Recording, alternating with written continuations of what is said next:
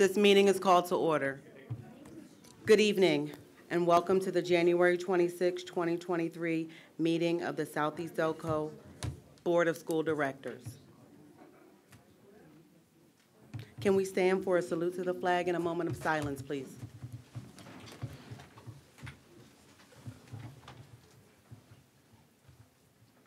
Pledge allegiance to the flag of the United States of America and to the republic for which it stands, one nation, under God, indivisible, with liberty and justice for all.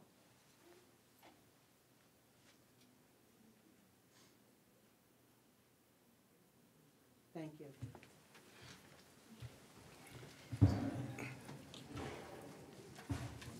Mr. Butler, may I have a roll call, please? Yes, you may, Madam President. Ms. Perry. Present. Ms. Monroe Whitsett. Present. Mrs. Peter Coey. Present. Ms. Woodfolk. Present. Ms. Harris Johnson. Present. Mr. Fowler. Present. Mrs. Washington. Present. Ms. Crawley. Present. Mrs. Abney. Present. Dr. Winder. Present. Mr. DiOrio. Present. Mr. Butler, present. Ms. Al-Hanif. And Mr. Frazier. Present. Present. Thank you. Oh, there she is. I'm sorry. I thought she was. Thank you. Good evening, everybody. We want to start by saying, first, of course, we want to welcome everyone, but we want to start by congratulating Diana Allen. She has very exciting news. She made a decision to attend Howard University as a Division I student athlete. We want to say very much congratulations to her, as well as Coach Reuter. Coach Ritter was generous enough to share some really beautiful photos at her signing day at Academy Park High School. We're very proud of her and her accomplishments.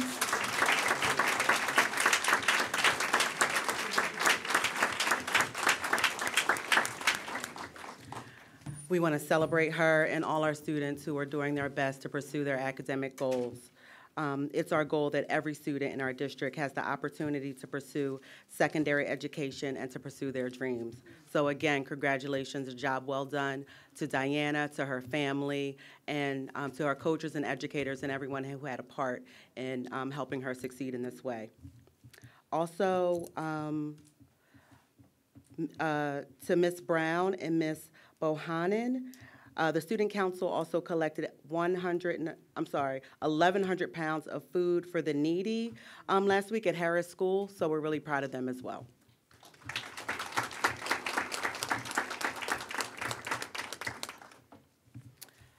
Let's see. I want to say we had some executive sessions of the board which were held on December 16th, 2023, on personnel and legal matters. Also January 19th, 2023 on personnel and legal matters, and January 26th, 2023 on personnel and legal matters. I'm sorry, thank you. December 16, 2022. We're pleased to have our two student representatives present tonight. They're going to introduce themselves and present their reports. Good evening, my name is Omnia Al-Hanif. My name is Nathan Frazier. At the beginning of this month, students at Academy Park took Keystone tests in the biology, English, and algebra subjects. On January 12th, 12th grade student Diana Allen signed a national letter of intent to play Division I lacrosse at Howard University on a scholarship. On Friday, January 13th and Saturday, January 14th, Southeast Delco students attended a robotics training at Temple University. Thank you to everyone who made it possible for us to get transportation to and from Temple University on Friday. On January 20th, the class of 2024 held a glow-in-the-snow winter formal. Students enjoyed their night with a glow-in-the-dark jewelry and lively music. On Monday, January 23rd, Academy Park held its home haiku match against Marple Newtown and Interboro High School. Marple received first place with a score of 50 points, and Academy Park and Interboro tied in second place with a score of 14 points. Afterwards, the students enjoyed a delicious pizza lunch. The High-Q team looks forward to their final match, which will be held at Cardinal O'Hara High School and against both O'Hara and Valley Forge Military Academy tomorrow, Friday, January 27th. This week, Academy Park students finished their first semester with their finals and midterms. Some upcoming events include the American Red Cross Blood Drive, which will be held on Wednesday, February 8th at the Interact Club, and the Delaware County Open House for the Technical School will be held on February 7th at the Aston location, as well as February 9th at the Fallcroft location. The Me and My Guy Dance, which will be held on February 10th and sponsored by the class of 2023. The What's Your Passion Festival, which will be held on Saturday, February 25th, and by the Academy Park National Honor Society. The What's Your Passion Festival is held to help and encourage students at Academy Park to learn about life, opportunities, different career fields, or options from Academy Park alumni who were invited to tell their story of their transition from an Academy Park student to their current career. The festival will start at 9 a.m. and there will be a free breakfast and lunch, raffle prizes, giveaways, and more. We encourage any Academy Park student to attend or volunteer to help run the festival. A freshman and sophomore dance will be held during the month of March at Academy Park High School. During this time, we would like to acknowledge a few students who were featured recently in the Delco Times. These students are Imani Banks, Samaji Young, Layla Badri, Fatima Takaba, ABM Hossein, Fode Sese, Joy Ajayi, Sanaa Rogers, Belinda Kuzi, Evan Alexander, Ms. Al Hanif, and myself. With that, this concludes the student report. Thank you.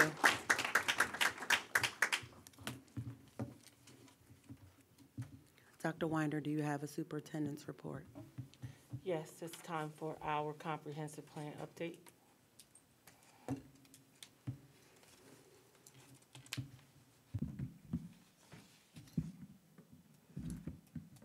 Oh, students, you may be excused.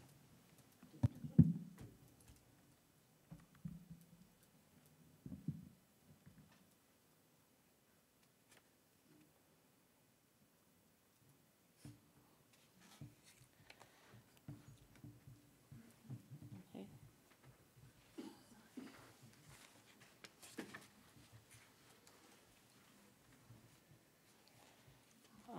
January is our next scheduled comprehensive plan update.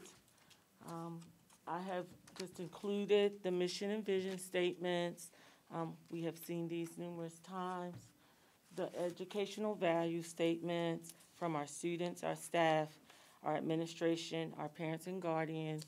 This PowerPoint presentation will be posted tomorrow on the website, but these are the statements that we've gone over numerous times already. Okay, and then we get to our goal setting. So our first priority is for the district to implement supports, systems, and strategies to increase student achievement, attendance. We had spoken before that we needed to improve our attendance throughout the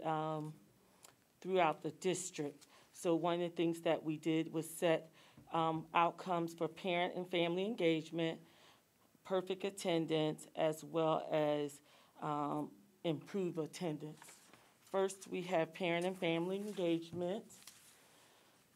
And if we look at our schools, parent contacts for each of the schools are listed here, with Academy Park having 18 parent contacts, Knight Academy having, catch up, Mr. There you go. Having 12, Darby Township 59, Delcroft 84, Harris 81, Kindergarten Center 49, Sharon Hill School 118, making a total of 421 contacts to parents. And then meetings held. Some parents, as I read the different notes from the data collection, the attendance approved, so they didn't need to go to a conference. So for conferences, Academy Park High had 17, Knight Academy 4, Darby Township 12, Delcroft 5, Harris School 66, Kindergarten Center 14, Sharon Hill School 81, with a total of 199 parent conferences to discuss attendance and to discuss what the school could do to try to support the attendance. So parent conferences is not anything new, but we did not have a data collection form, which is what we added with this new comprehensive plan. The next was about perfect attendance, and this year we'll be setting our baseline to get us prepared as we move forward, because as we know, the last couple of years, and the board, I'll email you this PowerPoint as well. Number of students with perfect attendance for first marking period. Academy Park had 19, Knight Academy none, Darby Township School 28, Delcroft School 41, Harris School 42, Kindergarten Center 38, Sharon Hill School 67, with a total of 235 students for the marking period. Once again, this is just setting a baseline for us as we move forward. Some of the schools did have assemblies. I know that Darby Township also had dances where the students were able to have 30 minutes of a dance in the gym with Mrs. Jackson, and they had a ball. The third outcome does not start until second marking period, and that is plotting the first marking period attendance, targeting some students that we want to see improve, and then encouraging them to improve by 20%. So that will be discussed during our April meeting.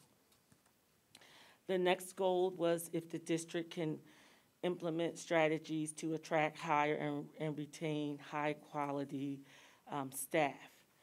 The goals there were professional learning, data-driven human capital strategies, and professional learning in regard to new teachers.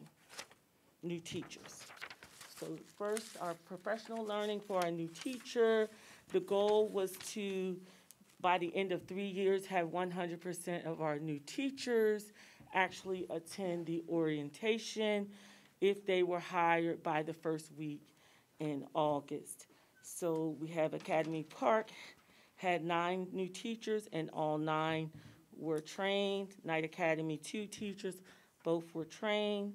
Darby Township, 7 teachers, all 7 were trained. Delcroft, 5 teachers, all 5 trained. Harris School, 10, all 10 were trained. Kindergarten Center, 5, all 5 were trained. Sharon Hill had 9 teachers, all 9 were trained. So out of the 47 teachers that met the criteria, all 47 of them were trained. Kudos to our principals, as well as to Dr. Reddit Smack, who does our new teacher induction, that we were able to, for this year, our goal was 85%, but we've already hit the 100%.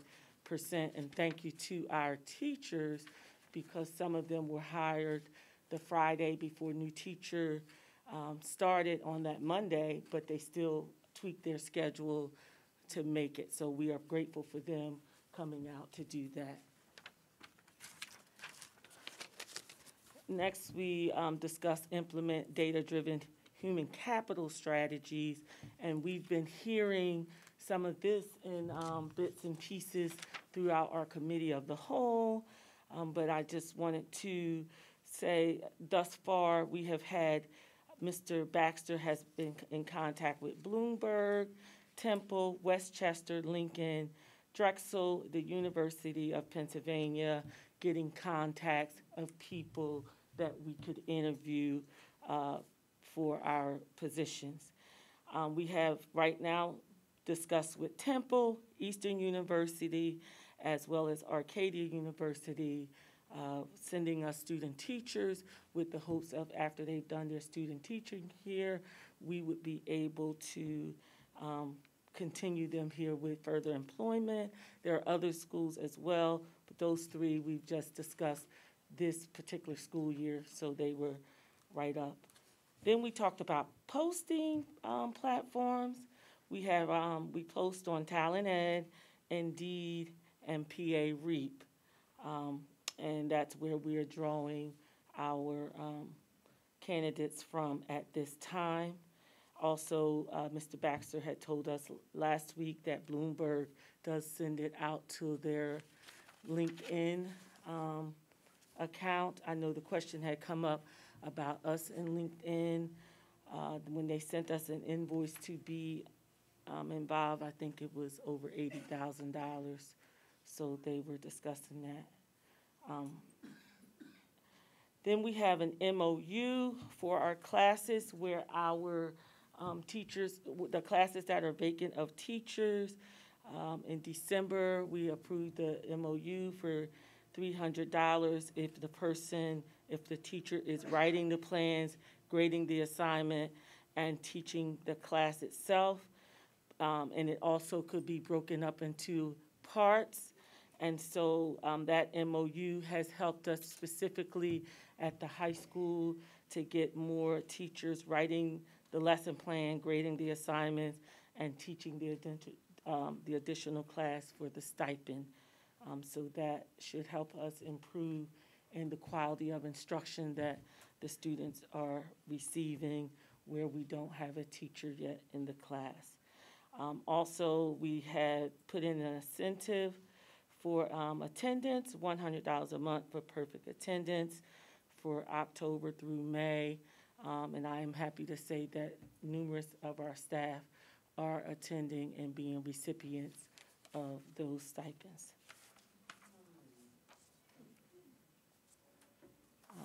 Alrighty. Implementing this strategy, the other thing we talked about was job fairs. Thus far, these are the spring events for job fairs. We have February 15 at Duquesne University, March 22nd, Pittsburgh Educational Recruitment Consortium, March 29th is WestPACS, April 11th, Bucknell University, April 18th is Kutztown, and Mr. Baxter or other administrators will be attending to ensure that we can look at any candidates that are available, even if we are already starting to hire for next year. So we want to do our level best to get out to as many job fairs as possible. The letters and registrations are starting to come in. The last outcome in this particular goal is professional learning in regard to curriculum and instruction and assessment. So the strategies, number one is an instructional rounds, which is principal walkthroughs. Our principals are coming together, walking and looking in a couple of classrooms that have been designated in the school and discussing the strategies that they saw, talking about the deltas as well as the pluses, and collaborating on what can be done to help improve our instruction and what are some highlights that we want to see in all of our classrooms. And so we've had 4 thus far in October, November, December, and January, and that is scheduled. We scheduled those this summer for the entire school year, so every school will have an opportunity to have walkthroughs. Also, our principal meetings, if you notice, are scheduled anywhere from 2 days to 2 weeks after that. Anything that needs to be discussed can then be discussed at that time, as well as any upcoming information that we need to share with our principals and any type of collaboration to help us as we move forward. And these are separate from the Senate meetings that are hosted by me every other month, where everyone comes together, including everyone from our instructional side, meaning our special education department, the rest of our curriculum department, and our grant administrator. And then we're talking and brainstorming and discussing things that we need to put in place.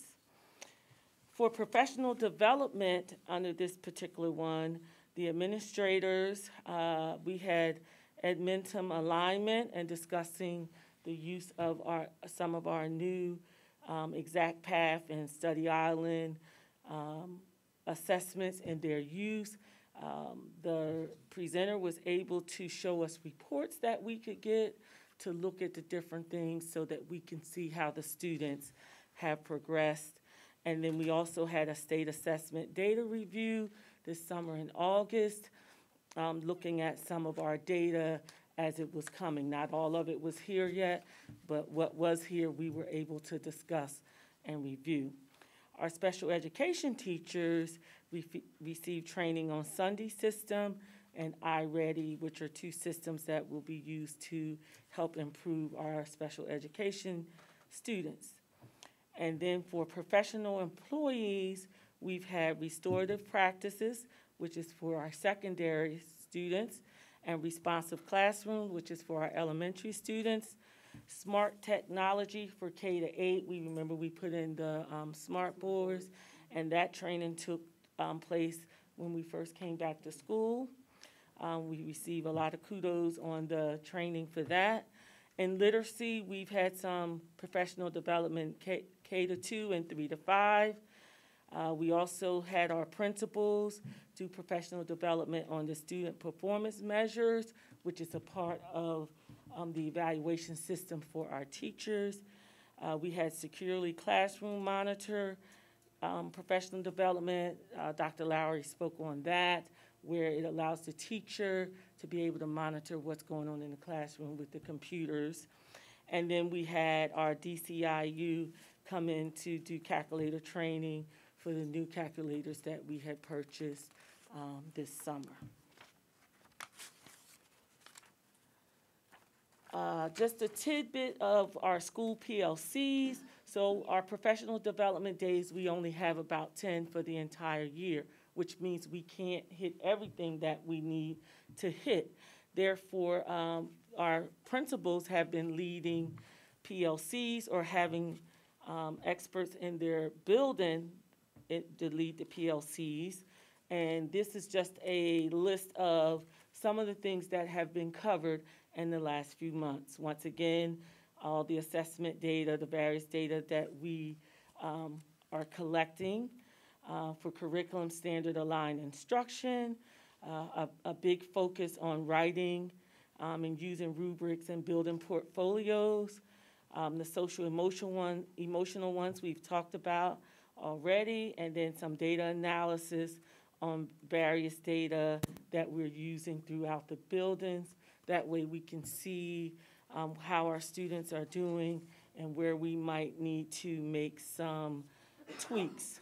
We also had at Harris School the creation of a student data tracking template so that they can house all the data in one place and compare various components of the student's academic success or need.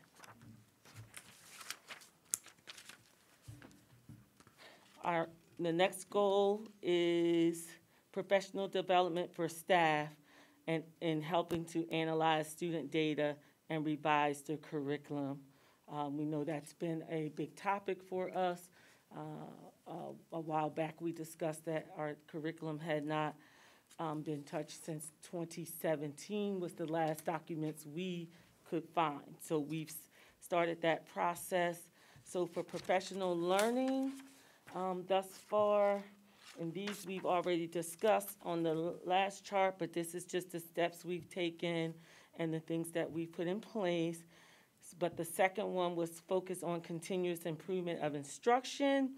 So in October, and we heard about this in our board meeting, that the first draft of the algebra curriculum was previewed with the principals, and then the literacy frameworks were sent for their next revision. So we have two, our goal is to have at least one a year done. Right now we have two that we're working on at one time to try to help us play catch up for the lag that did not occur since 2017.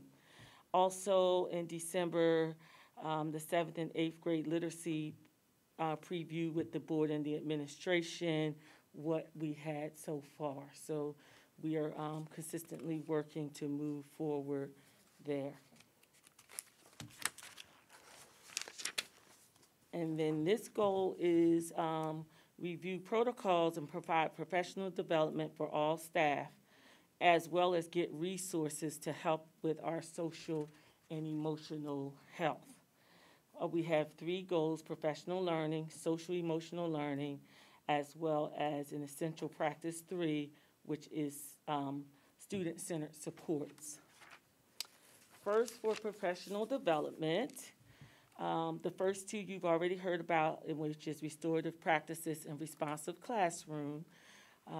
For the last month, starting January 4th, restorative practices professional development has occurred with the coordinators of climate and the building administration.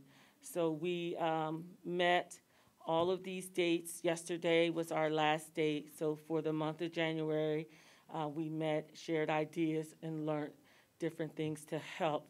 This was a help to our climate coordinators because they are the ones who are really trying to work with our students to be restorative and be responsive.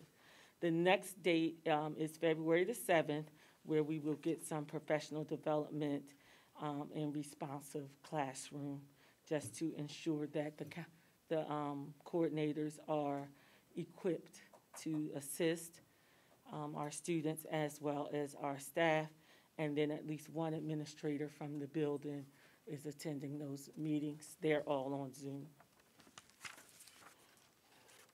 The social emotional learning supports was a very important one where we wanted to start tracking the support that we are giving to our students. For Academy Park, there were 37 students that received some type of support that was at least logged in the database. So the Child Guidance was Resource Center referrals, Student Assistance Program referrals, parent conferences and referrals to Ethos and Key Recovery were the type of supports provided by the high school. Night Academy was without a guidance counselor or coordinator of climate for first marking period.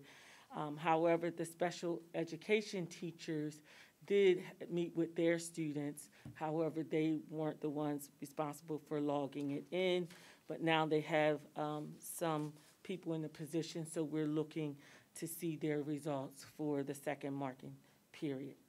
Darby Township had 87 students, and we see with them, they are using the Student Assistant Program referrals, bi-weekly check-ins, weekly check-ins, social skills groups, weekly or 3 times a week, depending on the need of the student, classroom guidance, individual 30-minute sessions for special education students, either twice a month, 3 times a month, or weekly, and parent conferences. Delcroft had 18 students. They used the Child Guidance Resource Center, referrals to Horsham, scheduled IEP meetings, parent conferences, Student Assistance Program referrals were completed. They looked at the multi-tiered system of support, and then they even provided assistance with health insurance for one of the parents so that they could be able to get the services as well as school counseling. Harris School had 29 students. They have social emotional learning groups, student assistance program referrals, parent conferences, and mentoring. The Kindergarten Center had 24 students, student assistance program referrals, referrals to Horsham, individual educational plan counseling provided by the social workers, multi-tier systems of support, and child guidance resource centers referrals. Last but not least, Sharon Hill had 27 students. They had the Student Assistance Program referrals, referrals to Peters Place, and parent conferences. One of the things we plan to do with this information, we have our Senate in February, and we will look at what all of the schools are doing, and some of them could maybe learn what others are doing in programs that they're not offering at this time, so that they would be able to have a wider, broad of supports for their students. So as an administration in our February meeting, we'll be reviewing that data. The upcoming dates for the strategic plan is, the next one is April 27th of 2023. Then the next one is July 27th of 2023. The other ones, we don't have the dates yet because it will depend on the calendar, but we know that they will be in October, January, April, and July. It will continue to be quarterly updates as to where we are in the plan. The July updates will be able to give us a total year view of what we've accomplished. And for this year, the July one will tell us what our baselines are, and where we want to go is up from there. Any questions? Yes, thank you for this update, Dr. Winder. So, talking about the social emotional learning supports, is there a district-wide outline of the steps in order for employees to follow? Because I see that every school is doing different things. So are some agencies not available for other schools, or they just don't use those schools? So that's what I'm trying to get clarity on. Yeah, and that's part of what we plan to discuss in February, because I did meet with Dr. Tapper just briefly. We just discussed what the different referrals to outpatients were, but we want to hear from the schools too, and not just make a assumption about it, like it's Peters Place, Moore Center to this particular school, and Horsham this one. So, I mean, this is the baseline, this is the first data we've collected, and part of that is to get a system and a process of what are all your options. Thank you. Okay.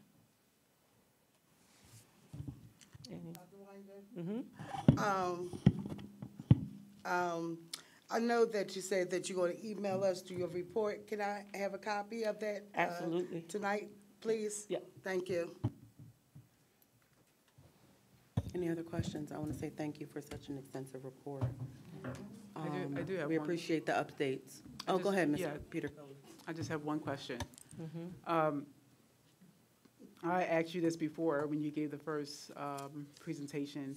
This is really right in alignment with it. Every comprehensive plan comes with some measure of risk, and I just wanted to understand if there are any major risks that you see at not accomplishing your goals when it comes to this plan. So one of the risks, of course, would be we're short on staffing. And so I know for our teachers especially, because they are the ones who have to cover the classes, so there might be things that they would normally do to go above and beyond to provide some other resource to the students. But at this time, they're providing coverage to a class. So that's going to take them out of the ring for some things with that. The other risk factors, we know there was some issue with Crozier and possibly closing, and we're already having issues with having enough outpatient places for our students. We know right now there's a waiting list at Horsham. And so even when we going through all the steps of what we can do here, then it's time to outsource them. If there's a waiting list, you know, the mental health is not changing while we're waiting. And then in my office is the charts where all the data's collected, and I read every entry. And for some of them, it was that the parent wouldn't attend the meeting to complete the SAP assessment so that it could go farther, you know, because you have to include the parent when you're making a holistic plan for the student.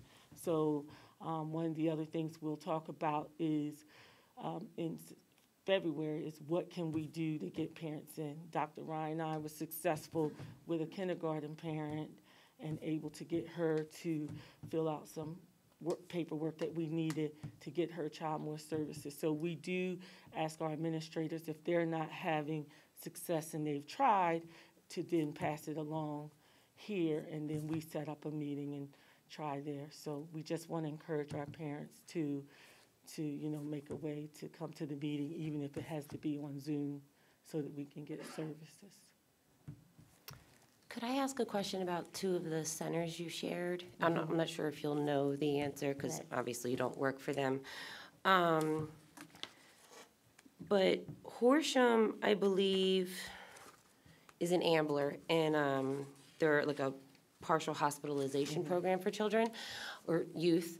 But is Peters Place a part of that? Because I thought that was a grief counseling center in Radnor. Are they partnered now, or? I'm not aware. Dr. Tapper. You got to come to the mic, sorry. Mm-hmm.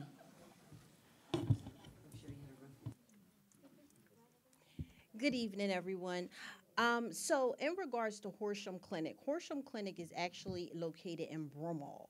We actually, within the social workers, counselors, psychologists, if there is a student who is referred to any of those divisions and it seems as though the student is in imminent danger or there is a crisis going on or some type of mental health supports that are necessary and needed, there is this conversation in regards to whether or not the child needs immediate mental health services. So just as Dr. Winder mentioned, right now, ever since COVID, mental health facilities around the county are very, very limited. We've been talking to Ms. Keebler, who works for the Delaware County Office of Behavioral Health. She comes to every IU meeting, and she is really, really vexed at this point in regards with saying that we have to get our mental health services in place in Delaware County.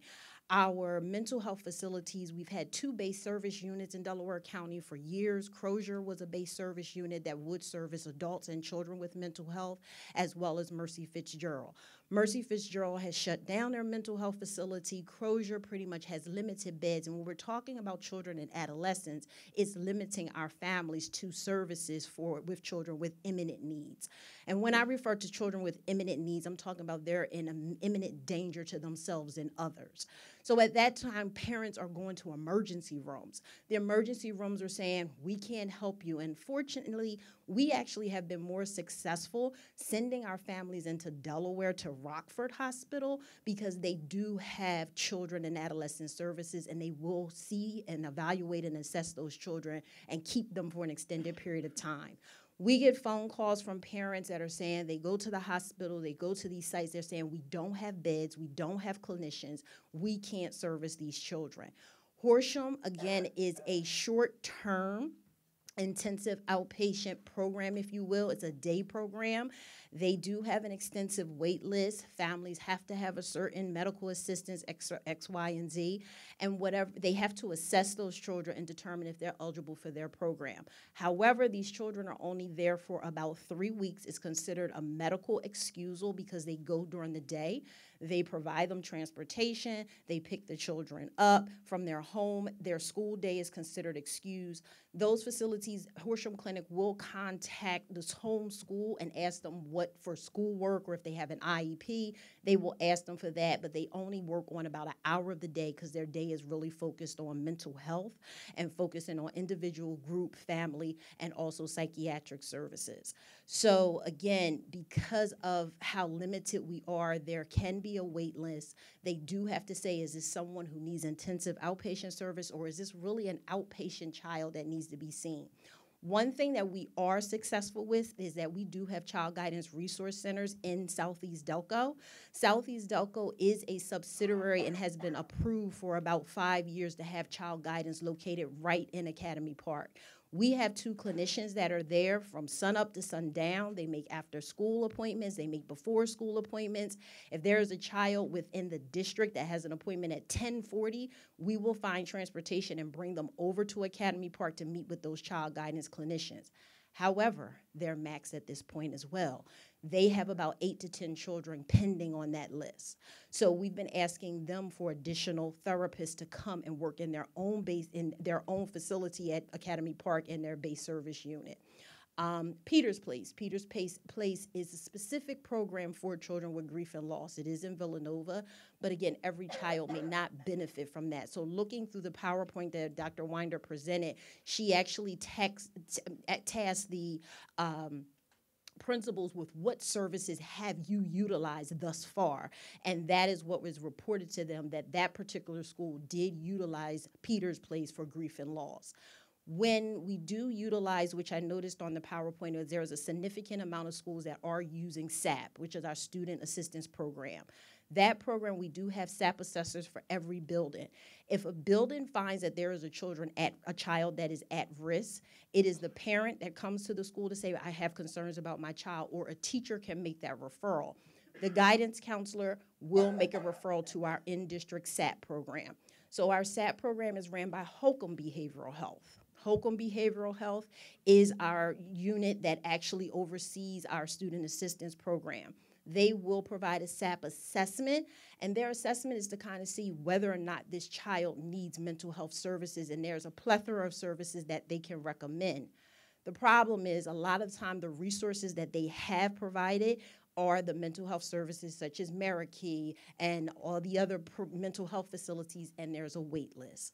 So we use Ms. Francesca Barley. She actually works for Marikey as one of our liaisons that help us with insurance with those children. She also works very closely with the SAP coordinators in the district, trying to be that liaison to help families navigate that. The one thing we just want to make sure is that whenever those referrals are needed, that we continue to be diligent making those referrals, because it can be quite frustrating for families when you say you're number 52 on the list. And then what happens, these children become untreated and they don't get the mental health services and they still have these issues. So we have to be diligent of saying we're going to make sure, see what other facilities are available and continue to work with them. You're welcome. Thank you. That was really thorough and informative for all of us. Was there anything else regarding that? Okay. Do I have a motion to approve the January 26, 2023 agenda as submitted? So moved. Second. All in favor? Aye. Any opposed? Motion carries.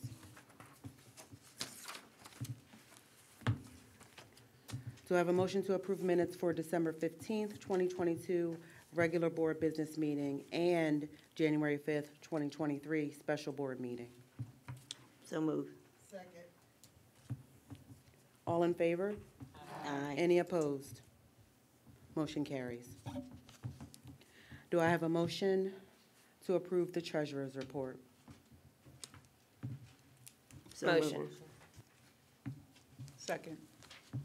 All in favor? Aye. Any opposed?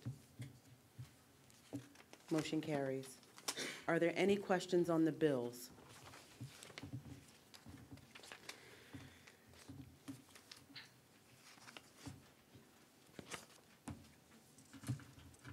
Do I have a motion to approve the bills for payment in the amount of $9,559,224.90? So moved. Second.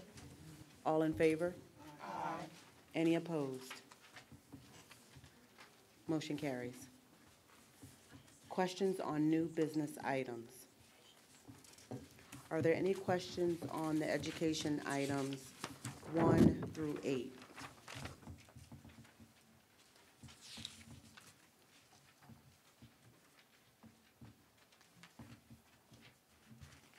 Are there any questions on finance items 1 through 3? Can I ask a question about number 1 under finance? Sure. So I see it's for 4 unarmed officers at Academy Park High School. And I know these aren't security guards, but I'm curious, can they be utilized in other schools if the need is found?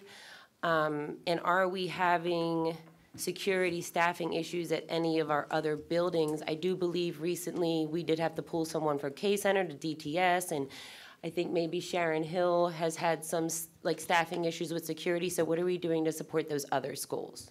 Yes, so last week, we talked about that's what they will be used. They will be at the high school, but they give us the ability to pull to help the other schools so that if one or two people are out throughout the district, we can pull and still never be short.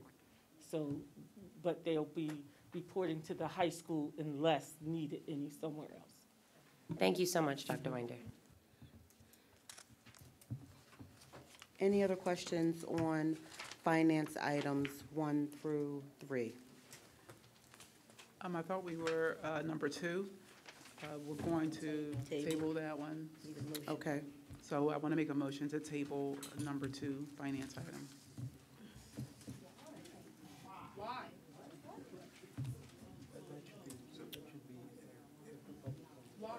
I'm sorry. Okay, we'll make the motion after public comment.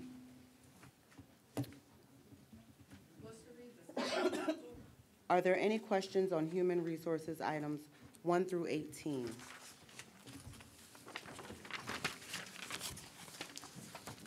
Madam President.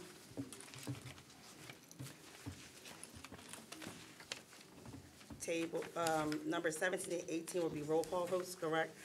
Yes.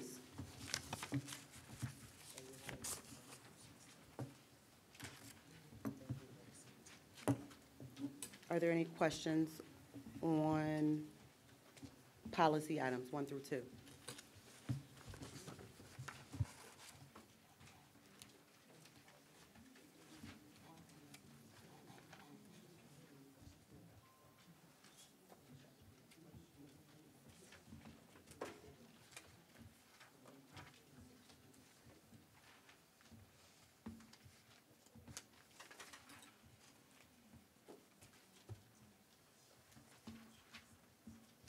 There are no property items. Are there any public comments regarding agenda items? Madam President, could I please make a statement before we hear from the public? No. Go ahead talk. Wait a minute, No, go ahead and talk, Rebecca. No, what we're gonna do is Rebecca, have. Rebecca, go ahead and talk. Excuse me. Go ahead and talk, Rebecca. Order. Come on, order. Rebecca, please talk. Is there a reason I can't speak, Madam President? No, I'd just like to hold it until after we get to the public comment, okay? Okay, so I'll get up there and speak as a member of the public then. That's fine. No, you misunderstood what I was saying. You misunderstood what I was saying. Wait, is she? Can everybody hear me? And I'm so sorry, guys. Excuse me, you're out of I really order. would prefer to It's not do this in Hold on. private.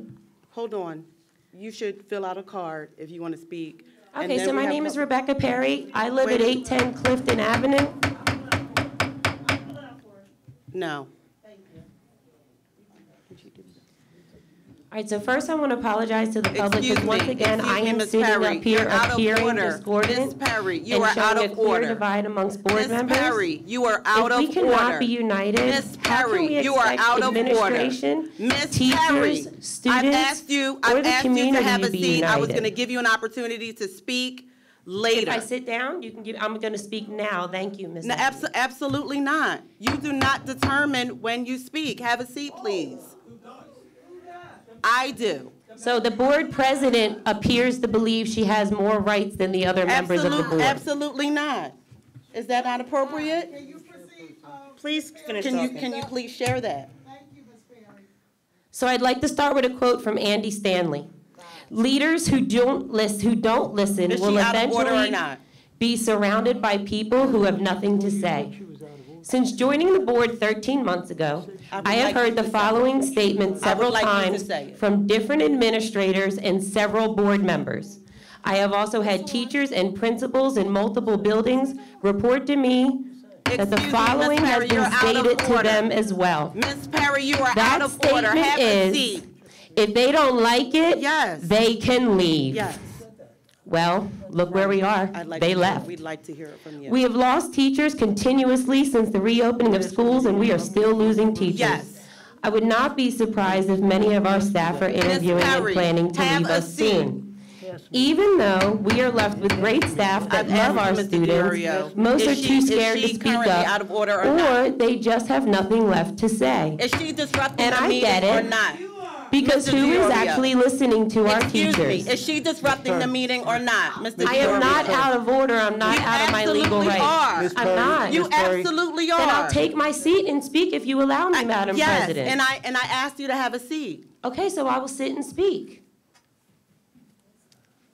When I give you permission to. Why ask if you don't need, if you don't need argue with permission? another board member. Absolutely, you're out of order, Ms. Perry. I'm not. You are. I'm within You my are. legal No, right to speak. Not at this time. Okay.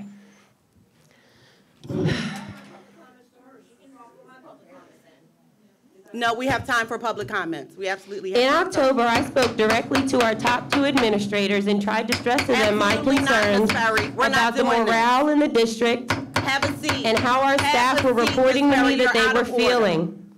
Across Have all a of the seat, Ms. buildings, Perry. I You are hear out the of same order. things over and over. Teachers, principals, Ms. and Perry, building you are out of aides order. Have a were seat. all saying things like, Yes. we do not feel supported You have by the something like to say? administration. We are afraid to speak up and lose our jobs. Ms. The Perry, superintendent has not taken the time to get to know us, and the Rebecca. superintendent is never in our Rebecca. building. I will Rebecca, gladly Bob take is my trying seat to if you talk. allow me to Bob speak. is trying to Ms. talk. The Perry. solicitor wants to Yes, say Mr. something. Diorio. thank you, Ms. Perry, and I apologize for, My public comment card is completed. I apologize for interrupting you, but the board president asked me to reaffirm that she has indicated that you are out of order, and generally speaking, in parliamentary procedure, when the chairperson makes a ruling, that usually is followed by the people in the body of the, whether it's an appropriate ruling or not, generally speaking, the chairperson makes that ruling. Now, the ruling has been made. You may choose, you're choosing not to follow that.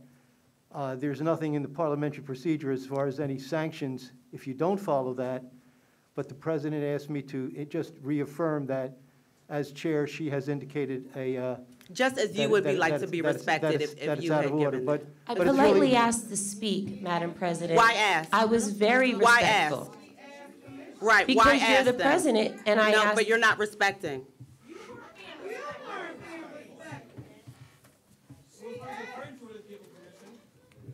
Excuse me, So Mr. the Diorio, solicitor there's no just need to let me ask know them. that there's no Right? sanctions, That's what you're saying, there's no need to ask. and I am within my rights, so I'm going to keep speaking. You're out of order, Ms. Perry. I thought after hearing these things You're over out of and order, over, Ms. Perry. Have a that seat. it was my Have duty a to tell seat. our leaders about my concerns regarding the atmosphere in our buildings and Perry, the you are morale out of of our order. teachers. I will admit, I was a bit emotional and upset that evening, but I truly believed our leadership needed to hear it. And I hope Perry, they have a would seat, take the please. information and work on their concerns. Ms. Perry, It please is have a my seat. opinion that true leaders want to listen to concerns and make changes to inspire those You are under their disrupting the leadership. meeting, Ms. Perry. Have a seat. The solicitor did just let me know I was within my legal right. I am going against your standing. Right. Our And as you assistant should- as you superintendent should. did not jump to defend No, there is a himself. code of conduct, He Ms. Perry. did You are ask if we violating could the meet school board after code the of session to conduct. further discuss my concerns. You are violating the I school did board not code get of the conduct, same Ms. Perry. courtesy or response from our superintendent. Instead, our superintendent told the board that it was the teacher's fault that she did not know them. She stated that the teachers have chosen not to acknowledge her or get to know her. And then some board members backed her up, including the vice president, who stated, "Shame on these teachers." The superintendent then proceeded to throw her pen down, push her chair back from the table, throw her arms up, and she said, and I quote, "If you really want to take it to the streets." Now, before I finish, I'd like you to think about what that could possibly mean, because where I come from, taking it to the streets or taking it outside means, do you really want to fight about this? Do you want to go outside and fight? In front of all the board members and administrators present, she then proceeded to say, "I can tell you one teacher not doing her job, and if I fire her, I can afford to hire 2 more teachers." Now, to be clear, we have more than 300 teachers across this district, and she singled out one individual teacher in front of the board, even giving that teacher's first and last name. I could tell I struck a nerve, and I couldn't help but feel she singled out this teacher because she knew this teacher has been instrumental to my own child's success in education. There may even be some parents here tonight that this one teacher has had a profound effect on who their student has become or are becoming. Some of her alumni may even be here. I'm not able to share with that teacher what was said, and even if I could, I wouldn't have the heart to tell her. That evening, I believe I saw the side of the superintendent our staff members have been trying to tell me about. I've been told by Mr. I reminded the Fiorio board to member have of this other board interaction members to last week. support me, I feel the to have her- superintendent showed to a lack ask her of to have a control seat. and self-control and professionalism. I've been told by In Mr. any other Fiorio scenario, that would have been other considered a board threat. members should Ms. speak up Perry. to The say she's same out of board order. members who refused you. to Ms. listen to me Perry, when you're I out of tried to order. negotiate the contract Ms. do not see Perry. it that same way. When I was speaking, the vice president shouted over me, called me derogatory names, and referred to me and another board member as the Doublemint twins for working together even though we had had a conflict in the past. She stood up and threw her chair back in anger and continued to scream. I refuse to be bullied.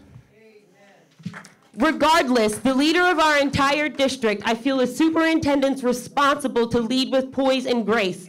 She can choose to inspire and unite us. As a 10th member of the board, when she sees us argue, she sits by in silence. Next, I would like to address some very concerning comments made last week by our board president. As a member elected by my community, I feel the public must know this information. After I shared the details of the threat and interaction with the superintendent, the board president referenced the negotiation of the last administrator's contract to be renewed, which was approved in October 2021, before I was on the board. She also reminded the board that she was not present for that vote, and that she doesn't remember there being so many issues or back and forth about that contract. Now, before I share what concerns me the most, I want to share some facts. Yes, the current board president was not able to be present for the October 2021 meeting when that contract was passed. But she was present in September when the vote was tabled so the contract could be renegotiated. In the October 2021 public meeting, it was shared that there were 2 executive sessions in October to discuss human resource items, which were most likely to discuss and negotiate the contract. Since I was not on the board, I cannot speak to whether or not she was present, but since she missed the October 28th meeting, I do believe it's possible she could have missed the October 28th session and may have missed some of these conversations and negotiations. All board members present that evening voted yes to that contract in October 2021. There has only been one draft of this contract that we are about to vote on. No changes have been made, even though we agreed in front of the public to meet and negotiate. After our board president made this comparison, she made it clear that that contract was for a white man. And she said that all this commotion and arguing over renewing a contract for the district's first African-American superintendent was, and I will quote again, giving racism. So I would like the board president now to share with the public which individuals or groups do you feel are being racist or giving racism? And remind you, this current superintendent removed the #1 black leader from our high school. Thank you. Thank you so much.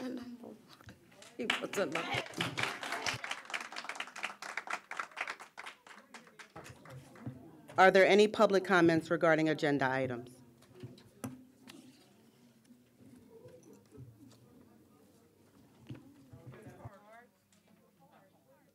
Yeah, I got him. I got him. Nathan Frazier.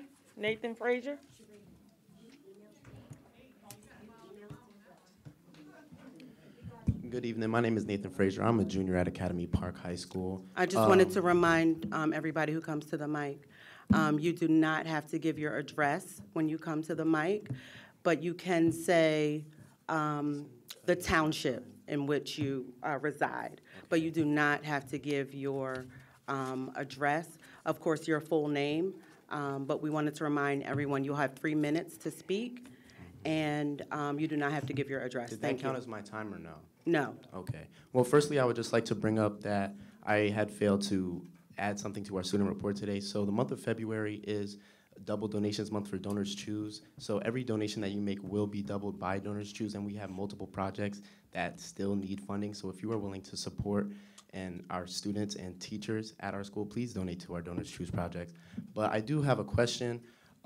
Today I was informed after speaking with a member of the student council that they did have a meeting with Dr. Winder about student safety, and they had requested for an additional weapon detection system, and she had told them that it was too expensive. But I want to understand how student safety is not prioritized over you getting more money on your contract. That does not make sense. But I would also like to ask, what are your stances on safe corridors? Because, like I said, student safety is a very big priority at Academy Park. We do lack a lot of safety. And today, just coming into school, we were missing multiple security officers. And I want to know what happened to them as well, because there are rumors circulating that they were fired. So I just would like to know, please. Thank you.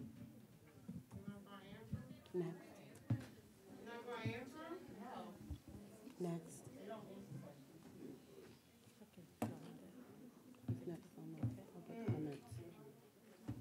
I can tell him that. Okay. Teresa Pearson Bay.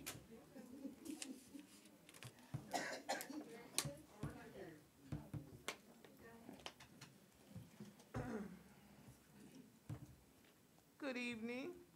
Good evening. I'd like to address the board.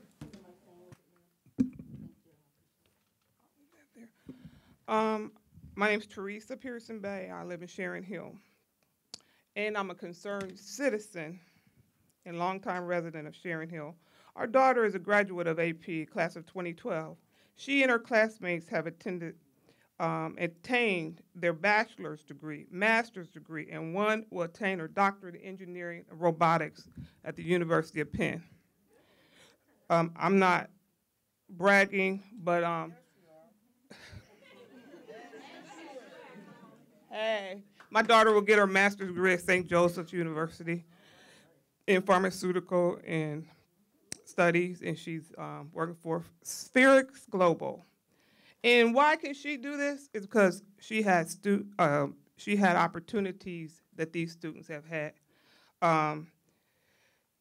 I am fast forward to 2022-23. I know that AP has the same, if not more resources, opportunities, and the tools to help our students at AP to excel, simply just prepare them for the future. I'm not saying everyone can go to college, but you don't have any vocational programs, no social clubs, and I and other people were volunteers, something called Community Engagement Organization. I was a sponsor for what they call the Mega 8 and Nights and Fives.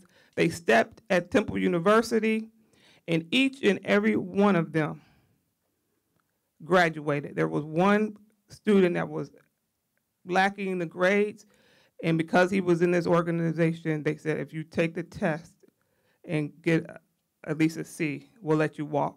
You know, he came over my house and gave me his diploma. He spent his time with me, and I'm not tooting my horn. There's other people here that volunteer their time, and I'm saying that's the least you can do. Is these children need us to care about their future. That's all we're asking. I am disabled, and I get up. I didn't feel like coming in, and my daughter's graduated. She's doing very well, but I didn't volunteer for my daughter. I know she was okay.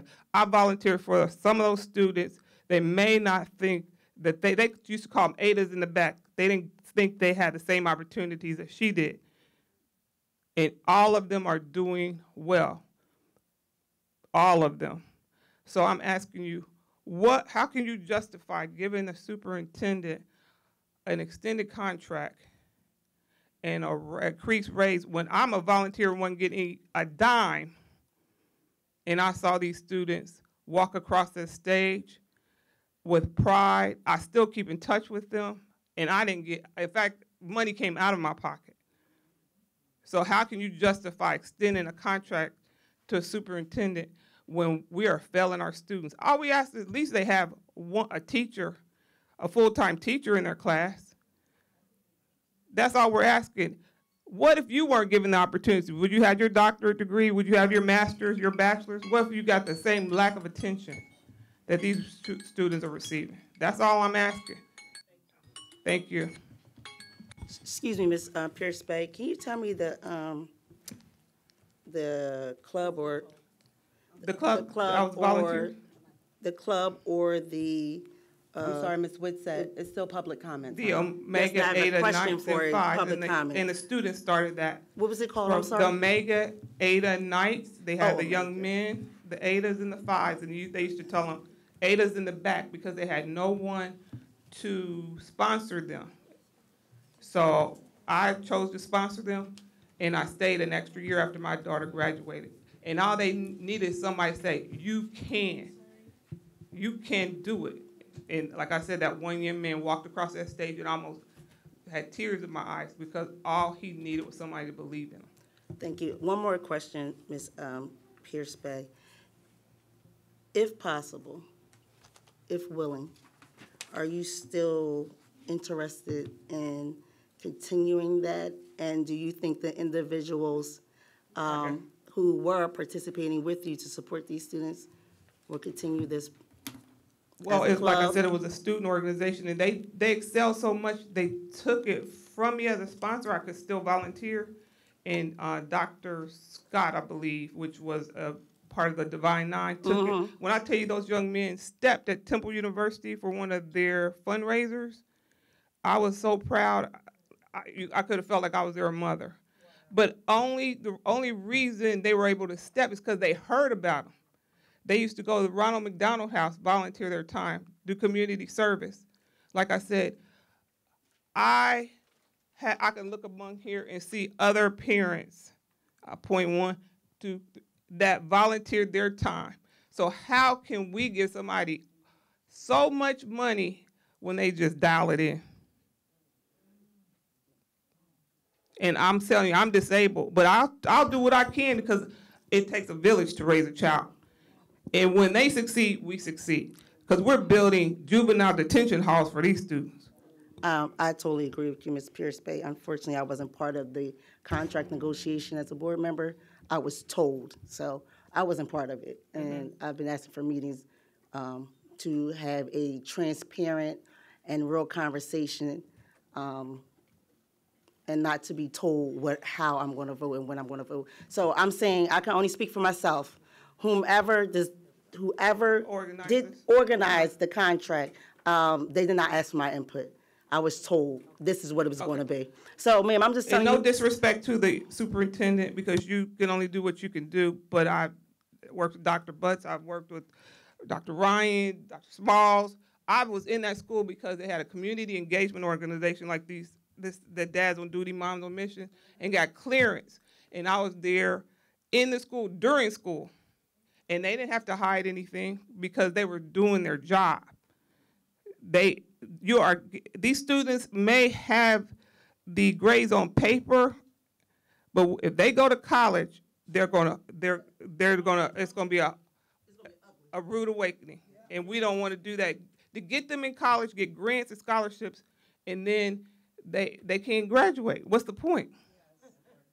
You know what I mean?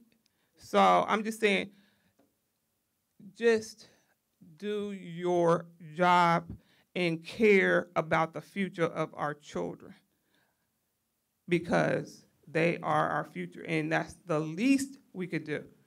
The least we could do. I'm telling you, I don't feel good today, but I made sure I came here to voice opinion for myself and my husband. My daughter had one of the best teachers at Sharon Hill School, Mr. Baxter. Absolutely. And he taught her cursive. to this day, she thanks him for just caring. And if you don't care, get out. Find another profession. Thank you. And I'm not disrespecting anyone, but like I said, Dr. Ryan, I could just name Dr. Smallstar, the Rising Scholars. They deserve, and we want to be in the paper for greatness. Yes. We want to be in the paper. We want AP Academy Park, emphasize the academy. If they have to, get them jackets with little patches on them, you know what I mean? And have them walk and be proud to be a resident of Sharon Hill, Harris School. Want your children to go, because they're leaving because of the education they're receiving here. And not because Sharon Hill is actually getting better. Because my daughter was 2, and she'll be 30 years old in November. She was 2 when we moved here. And that's why we could have sent her to private school because we could afford it. But I know how I felt when my mom did that to me. I wanted to go to school where my friends were. And I'm telling you, every one of her friends has attained their bachelor's, will attain their master's, and will attain their doctorate at the University of Pennsylvania in robotics. And they didn't do anything different than these students. They could do it too. It's called I Believe. And give them those opportunities. And thank you. I know I exceeded my time. And I want to just tell you all is make a change. Thank you. You're welcome. Raymond Krautheim.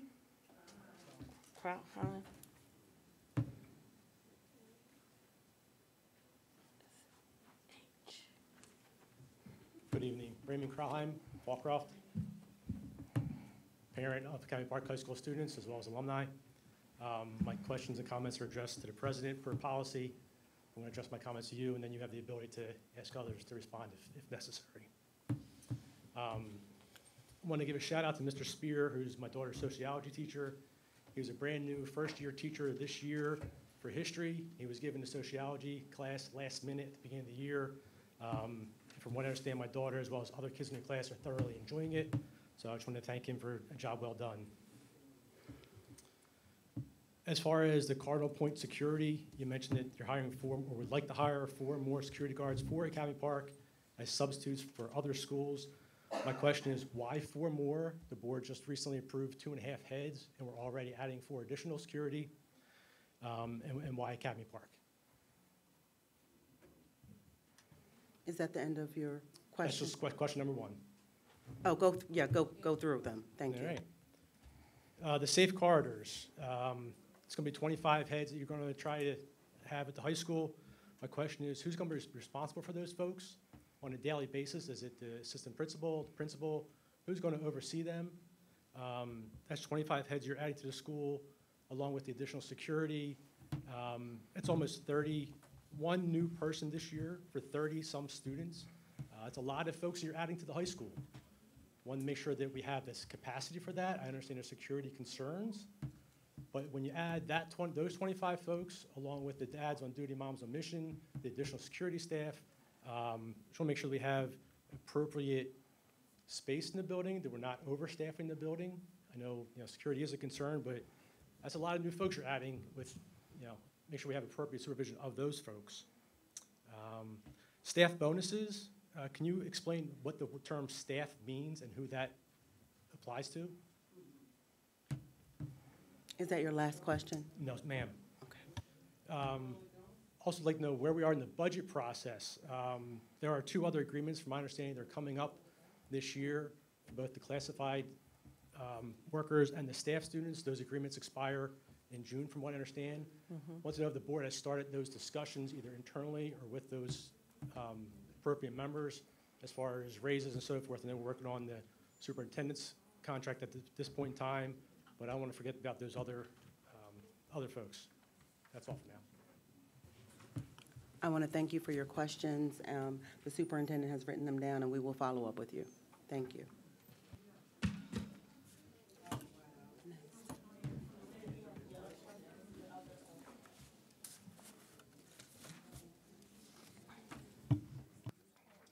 Eleanor Davies? I'm still going, I still have time, so I'm still going through my notes. I want to make sure I didn't miss sorry. anything, so.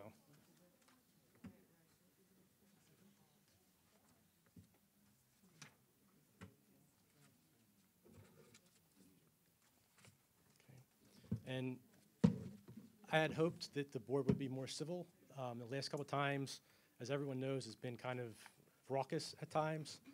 This meeting started fairly close to being on time, which was positive. Most meetings are starting late. But I can see that as a board members, you cannot get along. So I really hope that you focus internally on improving communication together. If what you're doing in public is any indication, there's no hope for our students. Regardless of how you feel with whatever the topic is, you have to learn to communicate and listen to understand. Thank you. Thank you. Eleanor Davies?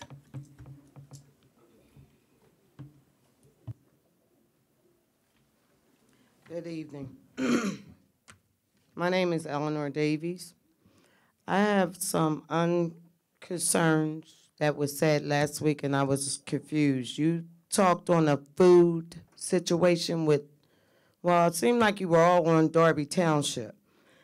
The question I have about this food and this menu changing, has anybody ever looked at the serving?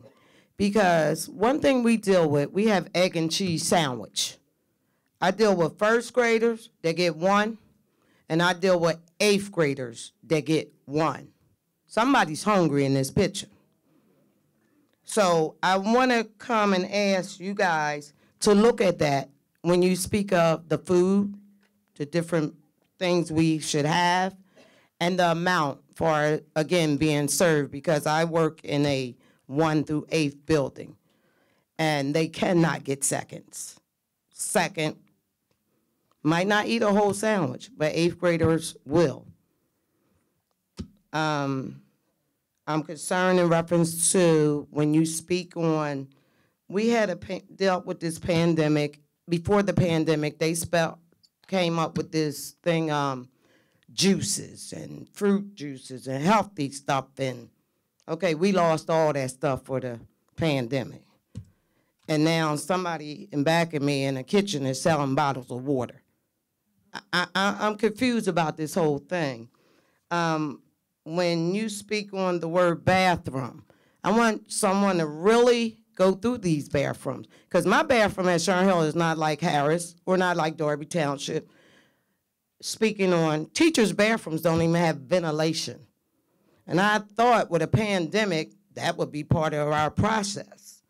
When you speak still on this pandemic, and you speak on the word carpet, just roughly, if I give you, say I'm at Sharon Hill 19 years, and the carpet that's still there, that I have walked on for 19 years is the carpet that was there before I was an employee. And in this building, it's been replaced probably 4 or 5 times. I'm trying to understand all this money situation, you know, because it's very depressing, confusing, and nasty. When you guys are speaking about cleaning, it's not about pinpointing, because, see, for me, I don't have a problem putting a trash bag in a trash can. I'm not running around saying it's not my job. I do what I do, because I do me, and I do it for the kids, because I love the kids. If it was the money, I'd be going a long time ago. But I'm really there for the kids. I know sometimes I step on people's toes, because, again, I'm concerned about the kids. But it's a lot of things we really need in this district before we fight over somebody's pay, because y'all should be fighting over mines, seriously. But I just, was some things said last week, and it really touched my heart. And I'm gonna tell you, I got my son here, former Academy Park graduate, you know, from the bad school that everybody talks about. You know, distinguished honor roll all his life. Briefly, my son said to me one day, in Mr. Gallo's class. He had got a B on a spelling test. We, Mr. Baxter and the rest of the crew that was working there, suggest he needs to go home. He was so down with that B. Might sound funny to most folks, but he looked at me one day and said, Mom, you know there's no B's in my name, and I'll never get another one. And he hasn't. He's been in 2 colleges. He's doing paralegal. I hear the negative things y'all are saying about Academy Park, but we got a lot of things to really get together in all these schools, because you want to talk about depressed, I'm depressed. And it's the kids that gets me up, that keeps me going. Because I could stay home, I could get another job, I could do whatever. I ain't getting no bonuses y'all keep talking about. I ain't getting no perfect attendance money y'all talking about. I just got called on Martin Luther King's Day. I was late 9 minutes, and I got an email saying I ain't gonna get paid, but I there all day. See, it's a lot of issues we really need to seek out, and some of the employees are scared to speak. It's not a point of being scared, it's just some things just really don't make sense. We're not really looking. We're looking at maybe 1 or 2 schools. We need to really work together and get the opinions of what's inside and try to build us up, because we're going downhill. Even my kids say the same thing. They graduated from Southeast Delco. Oh, excuse me, so did I. 1982, closed Darby Township. Excuse me, Ms. Thank you. Davis. I'm sorry, Ms. Davies. Yes. How you doing? Hi, sweetheart. Good evening. Do you have any pictures of the filth and stuff that's in the buildings? Well, you know, if I had pictures, I might not have a job. They need to visit. They see it. No, I mean, one of the school board members had asked were pictures of cleanliness. They see That was it. Amy Washington. In other words, I'm saying to you, right now, if there's Me. 25 classrooms, I'm just using a number. Them trash cans are so filthy, so old, so dirty, that they pull the bag out, but they don't put a bag back in. They lay it on the side. That means a teacher now has to put the bag in there or let the kids use it that way. They can come and see in their building what's going on. They don't need pictures. If they need pictures, they need to come take them themselves. Because if I take one, there's my job. Let's be real, I'm not taking pictures. Ms. Davies, Thank you. could I make a quick comment? I don't have anything you need to answer. Ms. Davies? Send it via email. Thank you. Ms. Davies? Yes. I just want to thank you for my experience with you the last time I visited Sharon Hill. And I absolutely appreciate how much the children in that building love and respect you. It was phenomenal to see. Thank you for doing a great job. Thank you. Thank you. Thank you very much. Thank you. Jacob Krautheim.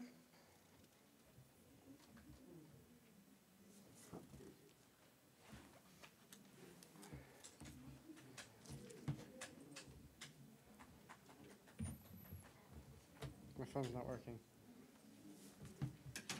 Okay, well, my phone's not working. Good evening. My name is Jacob Krautheim. I'm a senior at Academy Park High School. I also live in Fallcroft. Few questions. Number one, if anyone can answer this, please. What's the question?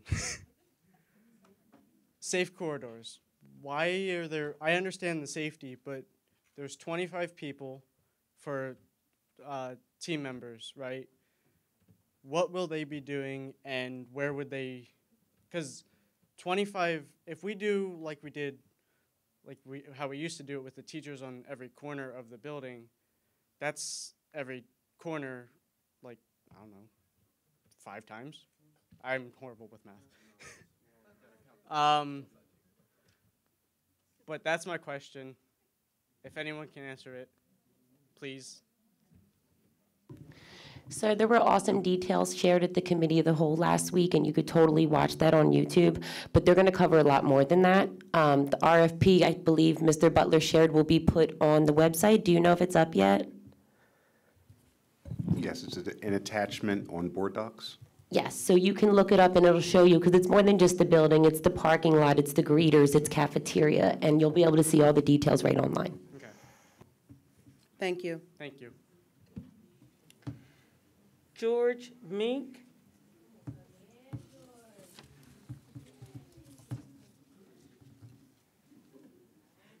Good evening, everyone. How you doing? I'm not going to be long. I'm a site coordinator for Safe Corridors at Chester Charter Ashton Community, or Chester Community, and in Ashton, and I'm also a partner with Raheem King. To answer the young man's question, we won't just be, actually really not really security. When we went to that school, the school was like, first of all, I was in a district, I've never even seen a middle school that bad. And I mean, it was fighting every day. It was about 6 fights a day, weapons, all kinds of inappropriate things going on in the bathrooms. We basically lost touch with our youth. That's what I feel like is even happening with Academy Park. So what basically we came and did was we started mentoring in the hallways. So that basically looked like us just being present, us doing a lot of redirection. A lot of us have a background with school and working with our youth, and we all work in the community as well. And actually, we've been there since October, and 40% of the violent, crimes, or not even crimes, just fights, has been decreased since we've been there. We also do a mentoring program that we grab all the youth that's like in a lot of issues and having mental issues and IEP students, and we start having group sessions with them once a month. So, I mean, that's definitely been effective. I mean, they can come to us, they can trust us, and like Rebecca said, we also in the parking lot, so we're in like a 2-mile radius of the school for the kids' safety, coming to school and going home. So, you know, the kids feel safe coming to school and they feel safe going home. We're in the circumference of the school, like I said, 2 to 3 miles. We do most of our hiring within the community so the students will be familiar with the staff that's coming in. So it might not necessarily be 25. That was just a proposal. We're not sure. We'll probably have to do another walkthrough. So, but we're definitely not really security. We're there to assist the administration and to enhance our kids' opportunities for their education. We also have a program that we sponsor called Kids Business that I created, and it's an entrepreneur curriculum, and the kids are able to build a program from the ground up, and we do everything that incorporates a business, and we've been doing that in the 6th, 7th, and 8th grade, and it's very effective. Again, I'm a mentor outside of school, so it was an easy fix, and I just think it'll be a great fit for Academy Park. Thank you. Thank you. Shannon Graham.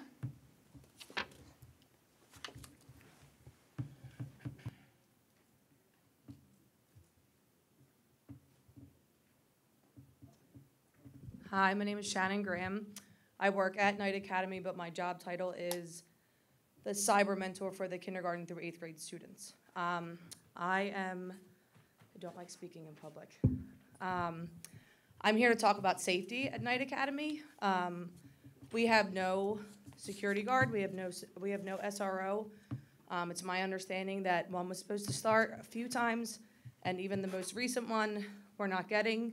We have no one there to monitor the kids when they come into the building. We have no metal detectors. We have a wand that we're not allowed to use because our administrator or principal is not allowed to do it by himself, and there's nobody else that's in the building with us that's qualified for him to do those checks unless I think it's the head of safety comes over. That's the only way that we can do that. So far, I've seen that happen twice. It's almost February.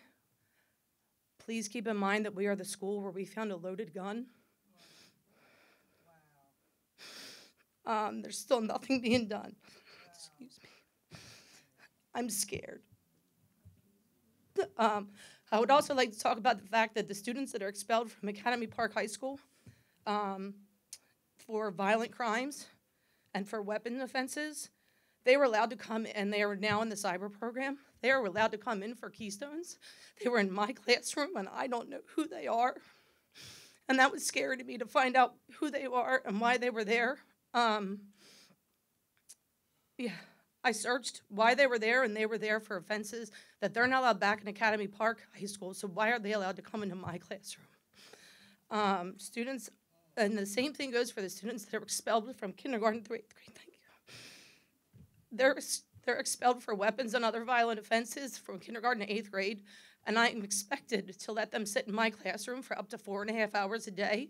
I understand that they need help, and I'm not denying any student any kind of education, but there are other means for that. We can use Google Meet, we can use Zoom, and I can help them over the computer. I am not comfortable having these students in my classroom.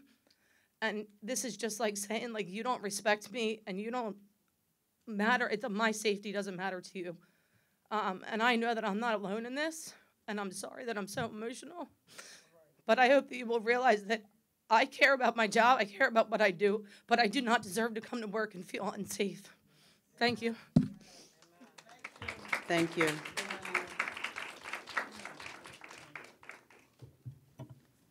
Layla Badley.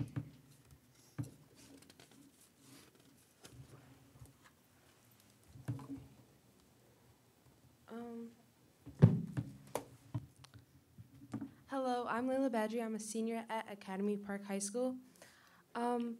As a student, I urge the board to not approve the renewal of the superintendent contract, or at least lower the amount of money that she'll be receiving. I believe the money could and should be used in a more effective way to positively impact our community. Before you vote, think of the students, the teachers, and our community who is in desperate need of help. This doesn't only apply to financial help, but also emotional and etc.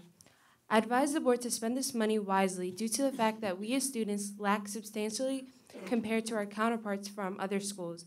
We need more programs and extracurriculars at our schools to engage and inspire students. We also desperately need more support and encouragement for our overworked staff of our district.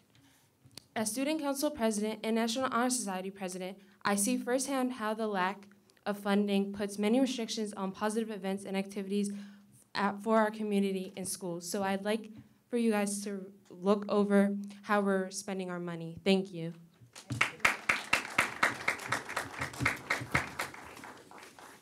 Michelle McGowan.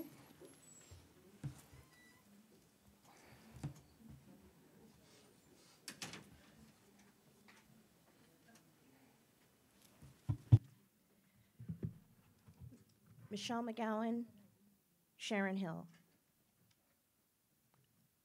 I'm trying to compose myself right now because I am so unbelievably enraged that we haven't done anything about security in the Knights Academy after a gun was found.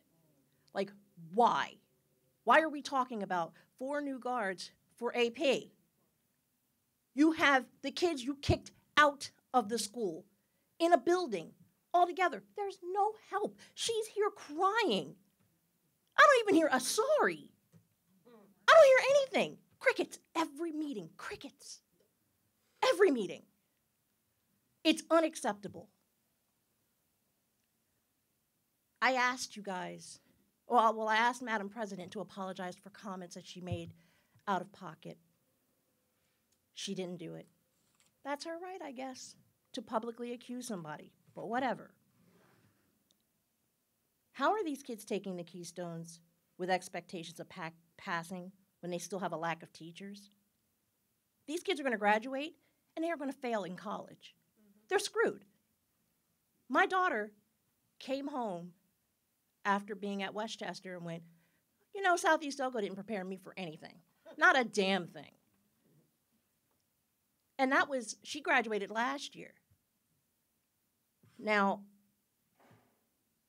another point, is the superintendent celebrating or going to these celebrations for like attendance and all these good things here? Because I kind of don't remember seeing homecoming came and went. Where were you? You weren't here. No, like out taking pictures with us, marching out here. You can't just show up and just expect that to be enough. Be a part of the community. Be a part of everything.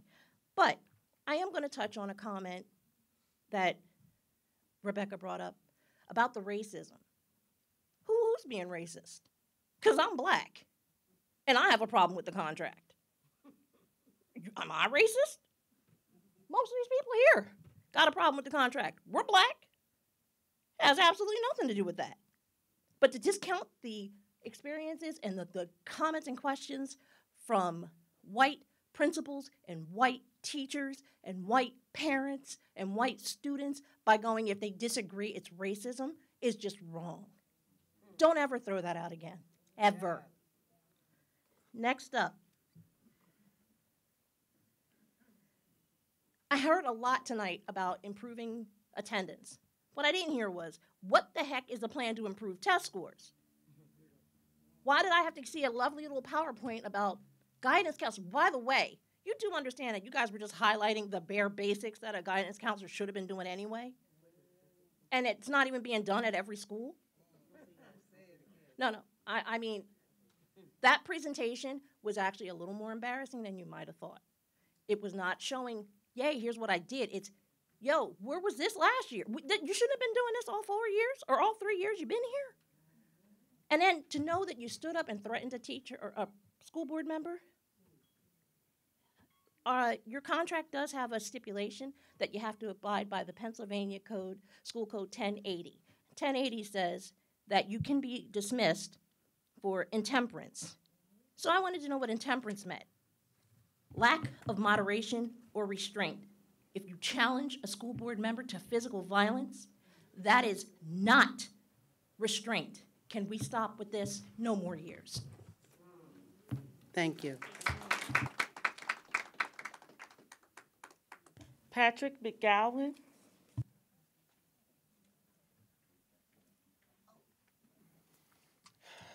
Patrick McGowan, Sharon Hill. Back in multiple times, but I think as lastly, I believe was the January meeting, I had requested and finally did get the superintendent evaluation that should have been published way back when it was completed. Thank you, Mr. Butler, for providing it. I expected an email from Madam President, and she chose not to answer my email. So, but thank you, Mr. Butler, for providing that to me. I do appreciate that. I'm not sure if the public is aware. It is out on the website if you go under the school board section. The second evaluation that was given to Dr. Weiner, she actually achieved a proficient, signed off by the board in November. On the document, it actually states that a status of proficient means performance is adequate, meeting or occasionally exceeding standards and expectations.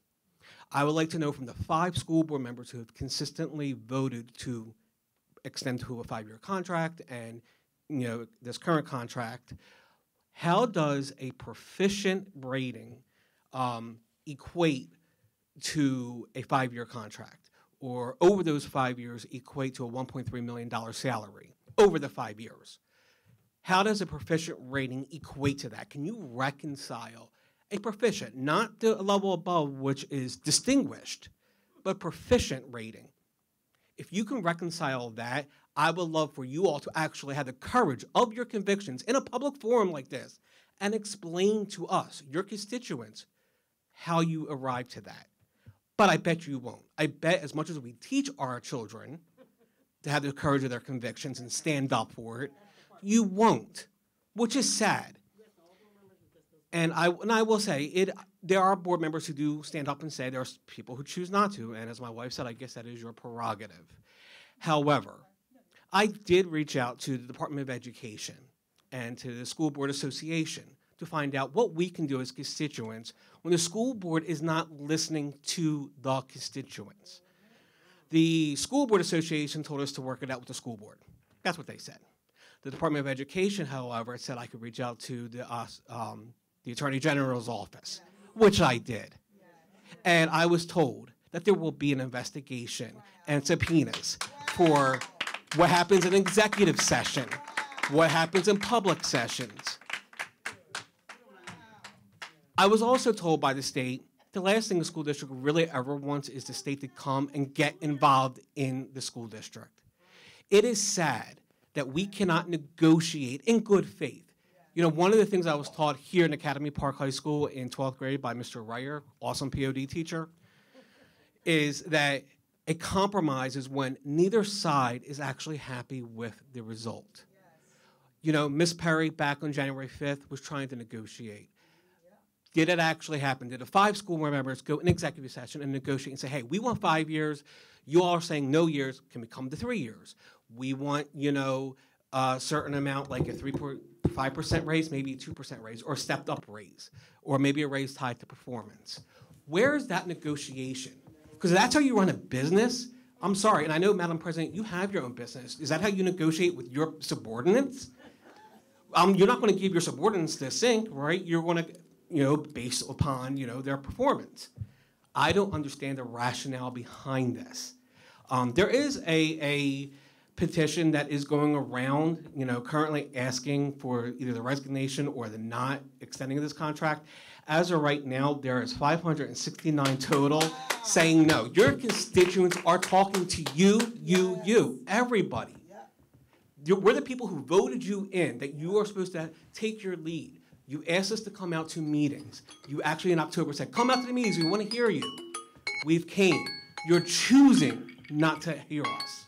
And by the way, there's a difference between hearing and listening. Just saying. Thank you, Mr. McGowan.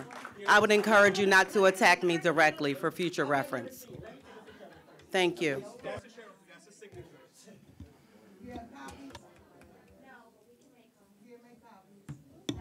Next.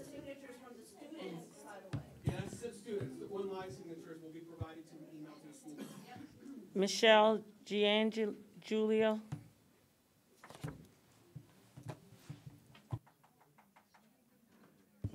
And just let me be clear, the reason why I'm asking for this, because Madam Vice President told us in a meeting that all the board members don't need to see all the documents. So that's why I'm asking you for this before you pass it over there, so that I can get a copy of it, because I don't know if I'll ever get it. Michelle Giangulio, teacher at Knight Academy with Miss Graham.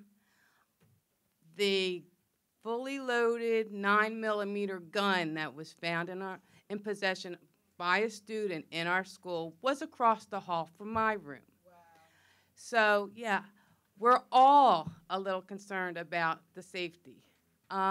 Yes, as far as I know, we're not getting the SRO right now because of a political issue in the borough. And I understand you don't have control over that. But why can't we have anyone in the building, a security person, anyone from any of the other schools? Just because we've had one search all year. One, and the kids know it. Oh, they're not going to search us. We can bring whatever we want. So why can't we have someone come over and, I mean, at the high school, how often do we have searches? No? Oh, my bad. Okay, sorry there. But I thought, yeah, at the alternative school, we used to do that more often. When we had the SRO, we were able to do that. We have a metal detector. Yes. So that's helpful. Okay.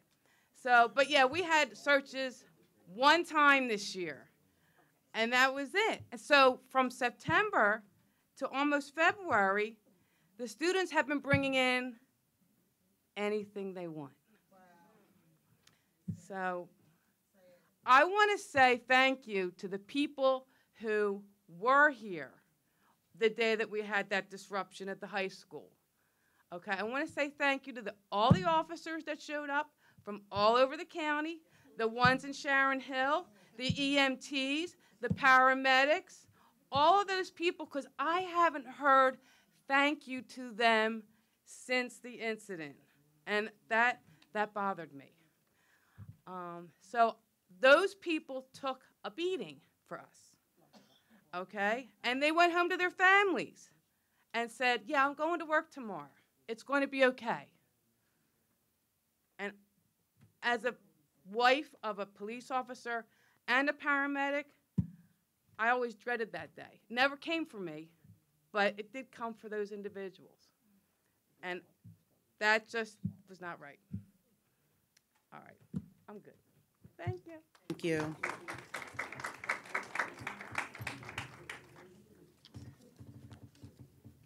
I have 3 cards that have names but no comments. So you'll be put with all of the ones that are for non-agenda items. So I don't want you to think we're not going to do them, but these are all the non-agendas. My apologies, Ms. Davies got put in with the wrong one, so she was in the agenda but should have been in the non. But all the rest of them will be seen. Thank you. New business voting. Do I have a motion to approve education items 1 through 8?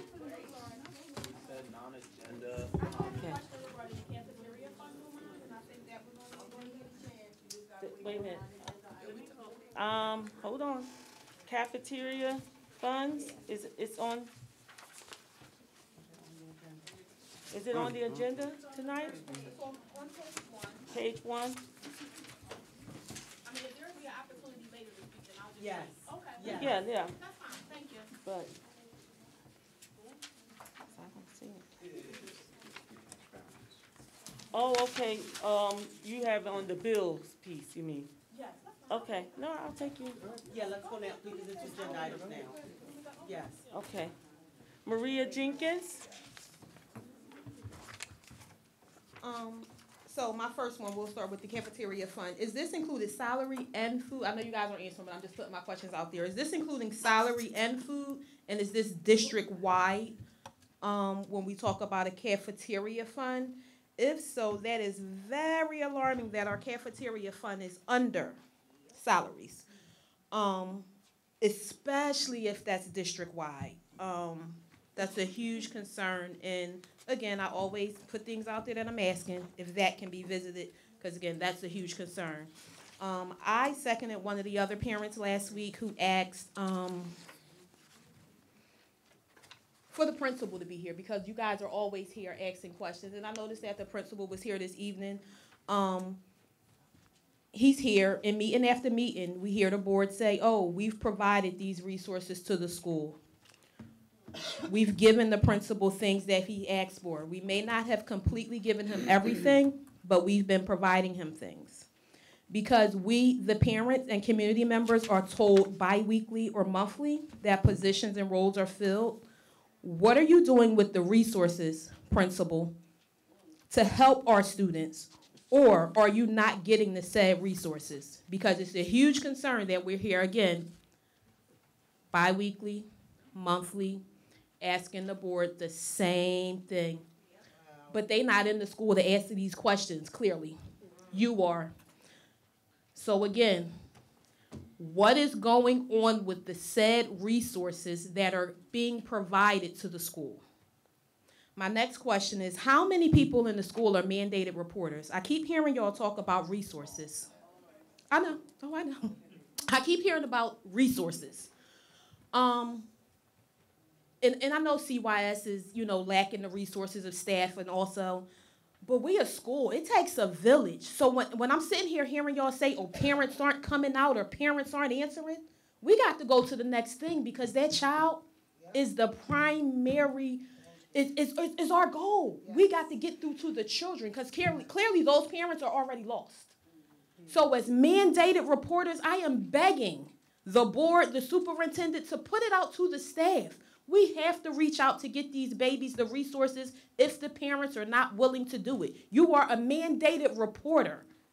Report it. We cannot be afraid of consequences. Because in Norristown High School last week, there was a student who jumped out the 3rd floor window. Wow. These are the things that's happening at schools. My goddaughter cried on my shoulder for almost an hour from somebody, she sit in the cafeteria with the girl. She don't know her, but this is detrimental. It's detrimental. As mandated reporters, we have to do what we have to do. I'm a state employee and I'm a mandated reporter. And I got people that ain't doing right and I report them constantly. Constantly. You can't worry about what's not going to happen. You got to take that step and report them. So to the staff, to the principal, please stand on your toes. Report, report, report. It's going to help us at the end.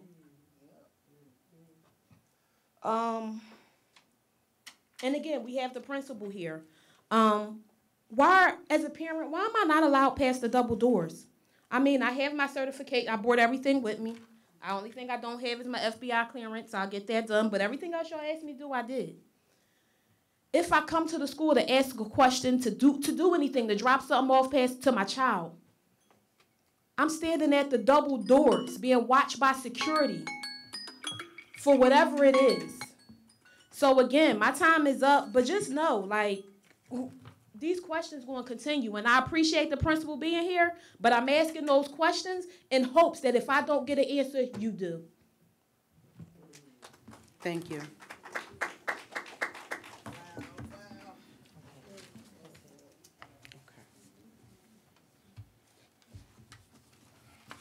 Do I have a motion to approve education items 1 through 8?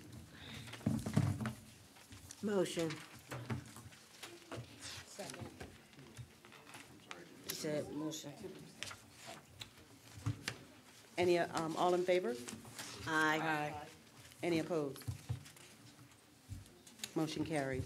Do I have a motion to approve finance items 1 through 3? Madam President. Second. I'm sorry, Madam President. Yes, ma'am. I want to make a motion for, to add some security to our nights academy. Okay. Do we have to address the first motion first? Yeah. There was a We are motion and at, second to approve finance items 1 through 3. We're going back to education. Is that under education? I Okay. hit my mic, I put my mic on, sorry, I apologize. But can we have to go back? Yes, for a motion to approve finance items 1 through 3. It was motioned and seconded before she made that motion. And I don't want to not talk about her motion, but I think we have to vote on the. We'll come back. Yeah, let's come back. Okay, go ahead. A motion for additional security for Knights Academy. Second. Discussion. I'm sorry. Go ahead, discussion.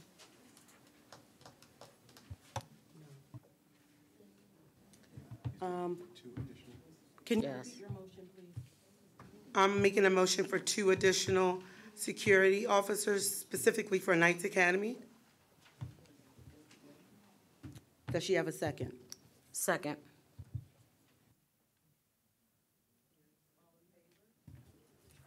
We need to discuss. Thank you for your motion, Ms. Washington. I think it should not just be for Knight Academy, it should be for all elementary school buildings, including the kindergarten center. So if you could redo your motion? You asking me to redo my motion? Yeah, to add the other elementary schools and the K Center. So you're asking for 2 per building? Yes. Well, you can make the motion for 2 per building. You want 2, so 2 and all the elementary schools, additional, on top of the new security for Cardinal Points? Ms. Whitsitt, if you want to change the motion, it's Well, I already. don't want to change her motion. No, I understand. Right. I understand what you want to do. We have a motion on the floor that's been moved and seconded. You would like to amend that motion. So you Correct. can make a motion to amend her motion. I would do it. We will vote on your motion first, and then if your motion, Amy, is amended, then we would vote on Amy's motion. Okay. I move that we add additional security to all excuse me, let me redo it. I move to amend the motion for 2 police officers just at Knights Academy. I would like 2 police officers at K Center and the other elementary school buildings. Security and police officers. I just want to cover my bases. I don't know how this is going to move. Just a note, Ms. Monroe Whitsitt, and especially since they mentioned the political issues in Collingdale Borough, I'm not for, I mean, I'm definitely for what you're saying, but it might be difficult to get an SRO if we've been struggling for months for Collingdale just to already provide us one. So can we make it just security for now and maybe revisit SROs? All right, so let me redo the amendment. I move to amend Ms. Washington's motion to have security in Knights Academy and kindergarten and elementary school buildings, the minimum 2. Say two, right? You said two? Okay, yes. So to be clear, that's 2 for Knights Academy. Every building that already has 1, we're going to add 1 more to make it 2? Or if the building doesn't have. I agree. I can definitely agree with that. Right, so they at least have 2 regardless. Okay, you need a second. I second the motion. Okay, all in favor? Aye. Are there any opposed? Okay, motion carries. Okay, and we're going to vote on Ms. Washington's motion. Is that correct? Right, as amended.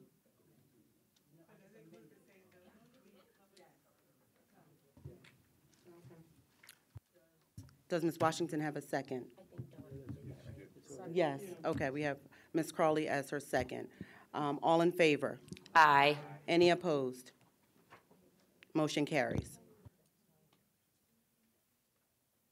And then we still had the open motion.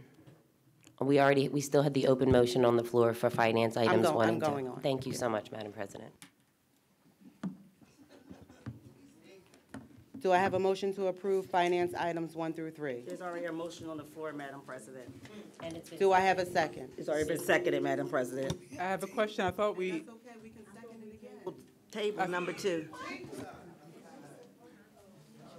We want to be clear about the motion and who seconded. Okay, so I moved on finance items 1 through 3. It was seconded by Ms. Perry. So right now, there's a motion still on the floor. I thought we had discussion around tabling number 2. Right. Because we needed the contract. Well, there's a motion on the floor right now, so.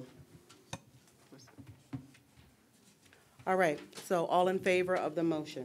Aye. Are there any opposed? Yes. Yes. Let's be clear about, yes, we're going to do a roll call. We're going to do a roll call vote. So I want to be very clear about my motion. I motion for items 1, 2, and 3. So if you vote against 1, 2, and 3, you're saying that you want to take out number 2? Someone else.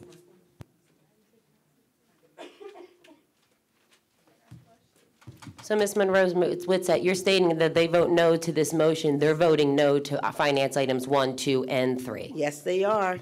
Oh, is that your question? Was that your question? No, I just want to make sure the board is clear. So, I thought we had a discussion prior, right? So in reference to number 2, we needed a contract. I thought we discussed this. We don't have a motion on the floor for that. Okay, so can we handle them separately? Could we? Absolutely. Okay. Only after this motion voted on. There's an open motion on the floor. And let's see, we have a second. I'm going to ask again, all in favor of approving finance items 1 through 3? Aye. Aye. Is that only 2?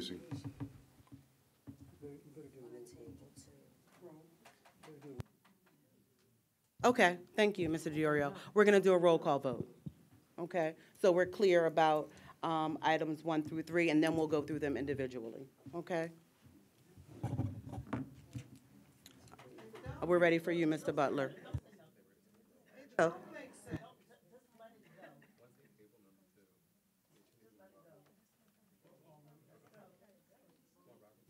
Can we just do a point of clarification? Because this seems like something. So that's why I made the this- statement, Mr. Butler. It seems like something is not going to go right with this motion. Absolutely. Because, and I don't know, Bob, legally, how do we start this over?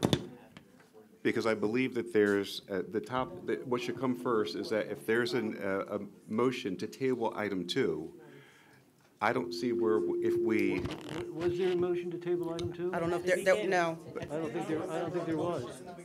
okay, but, She asked for a motion to table number 2 I'm sorry. for finances in the beginning of the meeting. Okay. You said you guys would come back to it. You guys talk.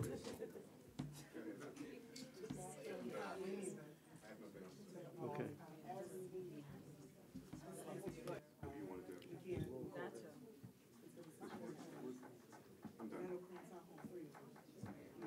No, go ahead. I'm sorry, Mr. Butler, you were interrupted. Go ahead. Yeah, let's give Mr. Butler the floor for a minute. So Thank what you. I'm trying to get to is that if the board votes on items 1, 2, and 3, and it passes, then item 2 doesn't get tabled. So my question to our solicitor is, how do we circle back around to get item 2 to be tabled? If that can't happen that way, then I'm suggesting that somehow we do another motion, or we vote on to cancel the original motion, it fails, and then start over again, because that does not make sense to me. If it's the board's intention to table item 2 at this time, if that's the majority decision, then perhaps the best way to do it is somebody would make a motion to table it right now. We'll see whether or not number 2 on the agenda is tabled. If it is, then we'll vote on numbers 1 through 3 because 2 was tabled on the original motion. So I guess what I'm suggesting is, if the board wants to consider tabling it, somebody should make that motion now. If it's seconded, there'll be a vote to table number 2. If it's defeated, then the original motion 1 through 3 will be voted on. If it's approved and number 2 is tabled, then the original motion will now be a motion to pass numbers 1 and 3, not 2 because it was tabled. Okay. So, Mr. Uriel, Is that so my clear for motion, so I just want to be clear, so my motion and the second for finance items 1, 2, and 3, what are we doing with that open motion right now? That will remain, but if the board is considering tabling it, if somebody wants to make a motion to table number 2, then your motion will be secondary to the motion to table. We'll deal with the motion to table first. If it doesn't pass, then we'll go back to your original motion. If it does pass, we'll go back to your original motion, which will now be amended to be numbers 1 through 3. 1 and 3, not 2. I make a motion that we table number 2 because we do not have a contract. Right. Is there a second? I second. You don't really have a final contract for the superintendent, but you've been trying to do that every person. Out of order. You Should we- could explain it. I So second. let me take, Go ahead, Mr. Butler. Mr. Butler. Go ahead, Mr. Butler. no, I'm fine with the second and the motion and the second. But I do believe that this particular table requires an explanation. Okay. And the explanation is that, so that we're all clear, is that the census of the board is to not table it and do nothing with it, is in order to get additional information. This was, and here's the most important part. This conversation came up at one of the special board meetings, and it was a board conversation. So we need to all get together, board and administrators, to make sure that we all have a common plan as to how the question came up, and this also came up in the agenda review, as to how we're going to utilize these individuals. Do we need 25? Can we do 20? Because of capacity purposes, and what do you do with all these folks? So that's the reason why this is getting tabled, because there needs to be further discussion on this matter before Could I making a ask final the, decision. could I ask the solicitor a question?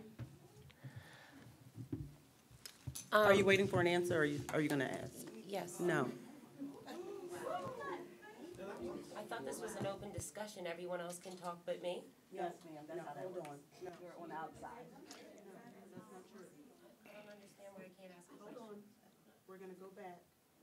I want to make sure Mr. Butler finished your point. Yeah, I believe I covered all the nuances as to why this is being tabled.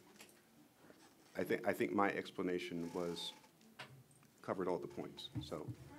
Okay, go ahead, Ms. Perry. Thank you, Madam President. Mr. DiOrio, we had a representative from Safe Corridors get up and speak tonight, and I believe when he spoke, he stated that 25 was the number given, but not necessarily, they may not need to send that many. So if we voted to approve this, are we still able to work out a contract that is for, say, maybe 20 people instead, even though this motion's already been approved? That's an excellent point, Ms. Perry, but if we went with less, these numbers are based, as Mr. Butler explained in the review with the board to explain the agenda. This motion that's printed in the agenda is based upon 25. And so the board is approving a not to exceed number based on 25. If it was 20 or 15 or 10 or 30, it would be a different number. So we would have to have a recalculation of once the all additional information was received as indicated by Mr. Butler, and the board at the next meeting that this was, if this was tabled today, that this was discussed, approved a different number, we'd have to have a different motion with a different calculation so that it was clear that the board was approving a set amount of expenditure for the district.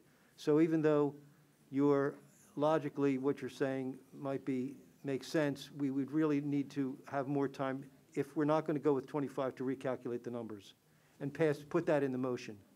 Okay, so just to clarify, not to exceed doesn't, I don't want to say protect, I'm sorry, I really don't know what word to use here, but not to exceed doesn't, I really don't know how to word it. Yeah, I know what you mean. Not to exceed could mean $2.25. But really, the way this is worded is, the intent is it's going to cost, I read the RFP, and I read the RFP response. This is how much it's going to cost. Okay. It's just worded not to exceed because that's how you would word it. But this is how much the district is going to have to pay for 25 people. I read it. So if the board decides to reduce the number or increase the number, then it would have to be recalculated by Mr. Butler, correct? That is correct. And again, the most important part is that everyone is on the same page and has a full understanding of what these individuals will be doing. We also talked about who would be not monitoring, but supervising, and what those communications would look like. And that has not occurred.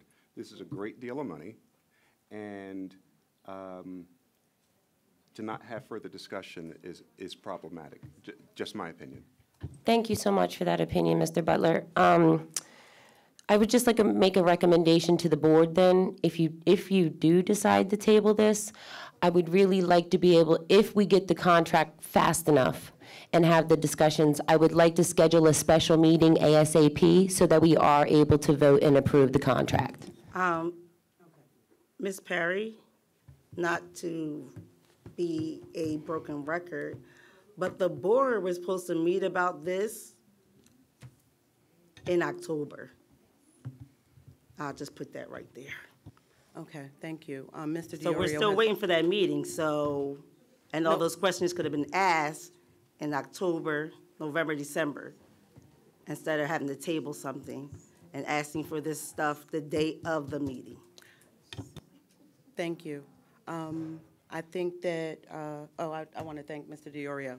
What he said is we're going to do a roll call vote, and we are also reminded to the public that there was no contract, and that's something that we need as well. Madam President, was a contract requested? Oh, there you go. Thank you. And we're moving forward. Okay.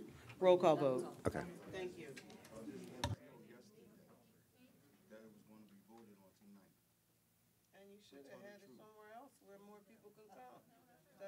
Mr. Butler, we're ready. Roll call vote. Could you just clarify the motion right before we vote? I'm sorry, I just want to make sure I'm clear. Yeah, me too. I'm sorry, but it's not clear. So the original motion is to approve items 1, 2, and 3. Legal counsel indicated that there could be a second motion to table item 2. So we're going to do, the motion is to table item 2. And we'll vote on that first, do a roll call on that first, and then do a roll call vote on items 1 and 3. So this motion is to table item 2. Roll call vote. Ms. Perry? No, I do not want to table finance item number 2.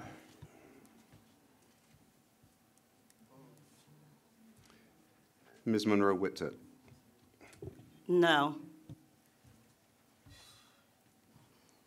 Mrs. Peter Coey. Yes. Ms. Woodfolk. No.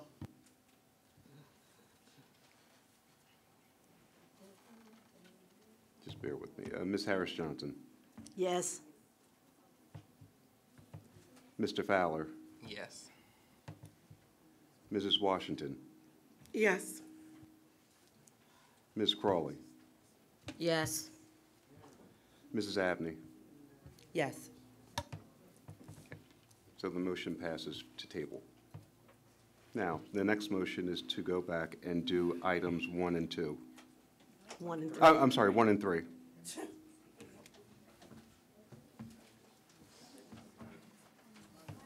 Okay, roll call vote to approve items 1 and 3. Ms. Perry. Yes. Ms. Monroe. The only reason why I'm not saying no, because I believe the staff should receive their bonuses. That's all staff should receive their bonuses. So as a point of clarification, this refers to all staff in the district. Correct. Okay, that was discussed at Committee of the Whole. Ms. Monroe Whitsett. Yes. Mrs. Peter Coey. Yes. Ms. Woodfolk. Ms. Harris Johnson. Yes. Mr. Fowler. Yes. Mrs. Washington. Yes. Ms. Crawley. Yes. Mrs. Abney. Yes. Motion passes.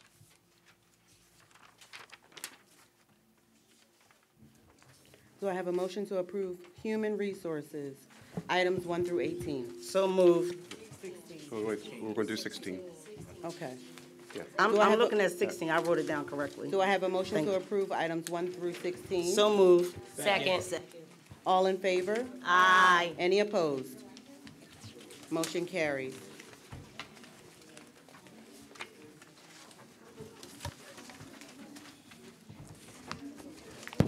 Now,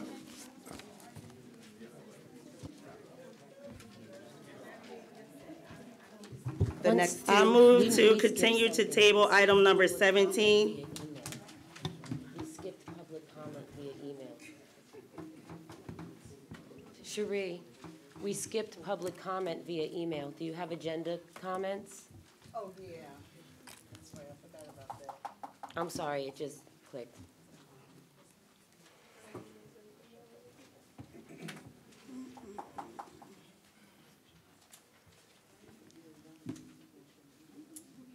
Yes, we do, but I don't know if this is a student. Do you know the name? Miss Peterson, J. Peterson, they didn't give their address. Yeah. That's the problem.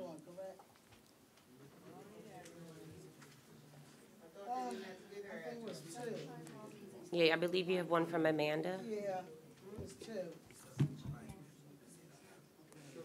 don't know how to say her last name, that's why I didn't say it. It's not up here.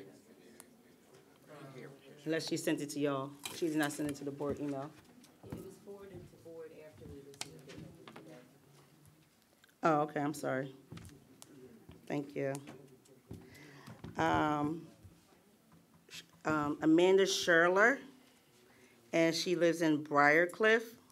I apologize if I botched your name. I am writing out of desperation. My son attends Darby Township School, and my daughter will go into kindergarten next year. Excuse me, Ms. Monroe, we would like to know if this is an agenda item. It's about the contract. Okay, it's our understanding where, I just want to be clear, we are now reading public comment for agenda items. Yes. Okay. I am writing out of desperation. My son attends Darby Township School, and my daughter will go into kindergarten next year. I have friends that have worked in this district for many years and never felt this defeated. Staff are leaving in droves because they do not feel supported by administration and mostly Dr. Winder.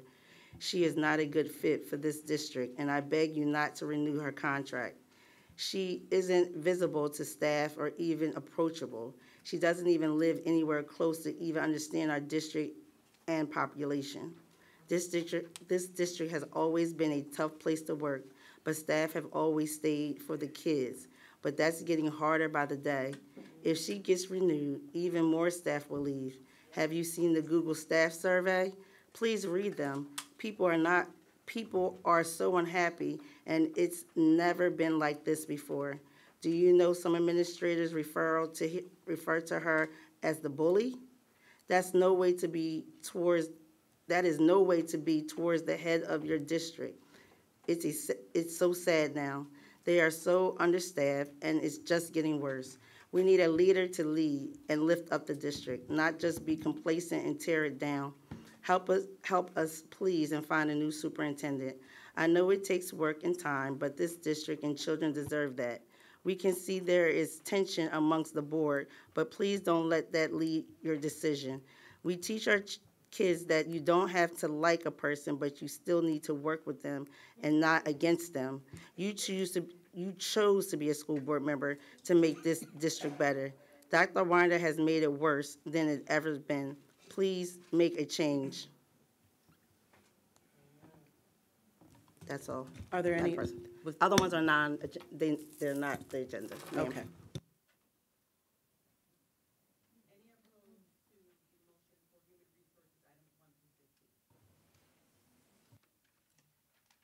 All in favor? Okay. There's a motion on the floor. That's what I thought. Table 17. Two tables, keep 17 tables. Correct. Right. Second. All in favor? Aye. Excuse me for a moment. This is a roll call. Yeah. Yeah, we're doing roll call. Mr. Butler, what is the motion on the floor that was made? The motion on the floor now by Ms. Monroe Witset is to keep item 17 tabled. Well, Do not untable it. with all due respect, Ms. Witsit, I don't believe your motion is necessary because it would have the same effect. The motion in the agenda is to take it off the table. If that motion is defeated, in other words, your motion is attempting to do something that's already been done. It's tabled, so you don't need a motion to table it. It is tabled. What we need a motion for is to see whether or not we can take it from the table. If the motion is defeated and it's not taken from the table, then that accomplishes the purpose of your motion. So, again, your motion is just to do something that's already been done. It's already been tabled. Do you understand? Thank you, Thank Mr. you. Diori. I withdraw my motion. So we do need a motion and a second to, Take it for from the item table. 17 to Yes. untable. Second. The vice president can't make motions. The vice president can make motions, Ms. Witsit. Thank you. She's making motions? She can. Okay, thank you. Thank you. So we have a motion and we have the second. Yes. Okay, roll call. Roll call vote. Thank you. Again, this is to untable resolution, item 17. Ms. Perry, Absolutely not. that's no? That's definitely a no. Okay. Ms. Monroe Witset. Mr. Butler, this question I for you is for the president and the other 8 board members. Did we have a meeting with the superintendent about this contract yet as a board? Not that I was a part of. We're doing a roll call vote, Ms. Witset. Well, that would depend on if I'm going to untable or table it. If the board had a meeting to discuss the contract. So do you want to abstain, or? No, I'm not going to abstain because then if it's going to be majority vote because they already have their vote. So I'll just say keep it tabled. So that's no. Ms. Peter Kelly? Yes. Ms. Woodfolk? No. Ms. Harris Johnson? Yes. Mr. Fowler, No. Mrs. Washington, Yes. Ms. Crawley, Yes. Mrs. Abney. Yes. Okay, motion passes to untable.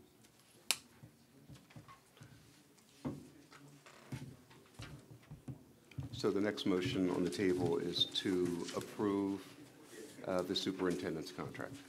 But, wait a minute. Let's have a roll call vote, please. Wait a minute. Did you have a comment? I Ms. have Woodward? discussion.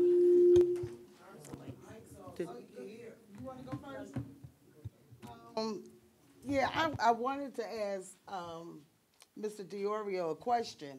And my question to you is, we didn't have, or I don't know if this is the right time to ask you, but we did not have a meeting with the board, with the superintendent to discuss the contract. So, do we have to, vote for this contract, or should we do, a meet with the superintendent to discuss the contract? Well, as you know, there's two choices that you have presented. Either meet with the superintendent about the performance standards, which I believe is what you're referring to, or not. So it's really up to the majority of the board if they wanted to do that or not. There's no law that says that has to be done. It's already in the contract. I think the discussion was whether or not there should be changes in the performance standards that are as presently stated in the contract. If the board wanted to meet with the superintendent to do that, that was their, right to do that. Right. And discuss it with the superintendent or not. So I guess the answer to your question is, if that has not been done, then this motion can still be voted on because the board, there was no law that said the board had to do that. Okay, so, this is a question to the board. Now, I want to know, are we still going to vote on a contract for 5 years without any stipulations in this contract?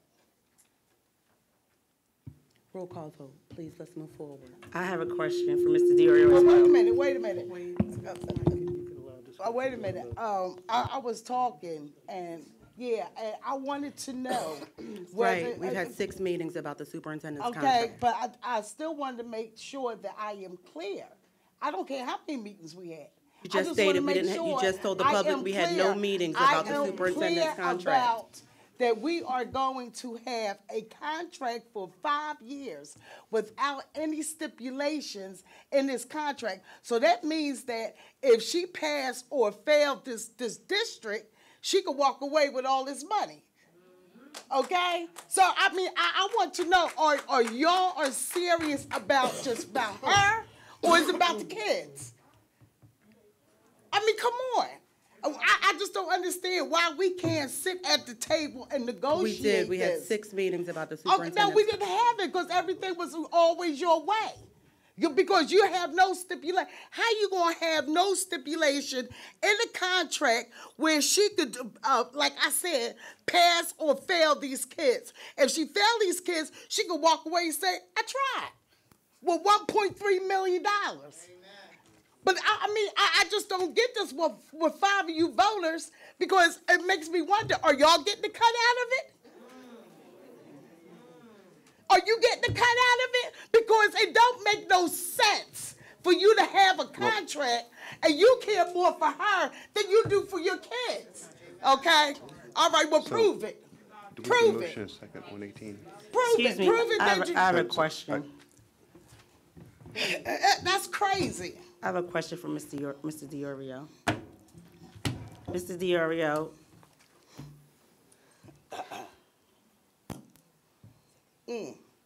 That's crazy. so the It is contract. frustrating because these kids are suffering every day. How is it that we're protecting a superintendent and protecting her and giving her all this money when the district needs more? Okay? Please, somebody in this audience, tell me something.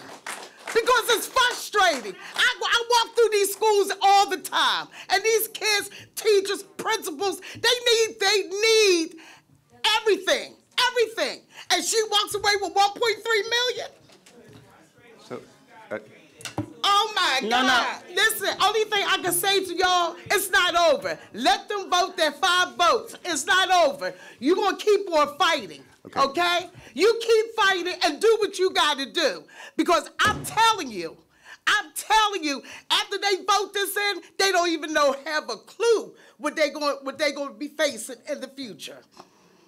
Okay? So, Okay. I have a question for Mr. DiOrio. Okay? No, I mean, listen, because if they get the cut, I want to know how much they get. I have a question. Are you suggesting that board members are receiving financial gain from a legal vote? Well, tell me why there's no stipulation in I'm the just contract. requesting, are you, I'm I just not want to be clear. assuming. I'm not assuming. I want to be I'm clear. telling you. Are you stating? I'm going to do a roll call vote. I have a question. Amy, I have a question. I'm going to do a roll call vote, please. Mr. Butler, I have a question for Mr. DiOrio. Okay, can we just let's. What's your question, Ms. Whitsitt? It's not over with yet. We still going to keep on fighting, okay? We still going to keep fighting, whether they vote this in or not. So allow them to have their glory tonight, because I'm telling you, the last laugh is the best laugh. Okay. Okay? Roll call vote. So, Mr. DiOrio, Yes, Ms. Whitsitt. the question I have is, are all 5 members of the board supposed to have an input? Not saying that everybody's input has to be in the contract, but does every board member have input in the contract? Of course, that's your right. They should, right? Of course. So when a contract is dictated to board members, how does that work? And are we to assume that whoever's dictating the contract is the one who, I guess, had the meeting with the superintendent? Well, that's a hypothetical. I mean, I don't know how to answer that. I'm just asking.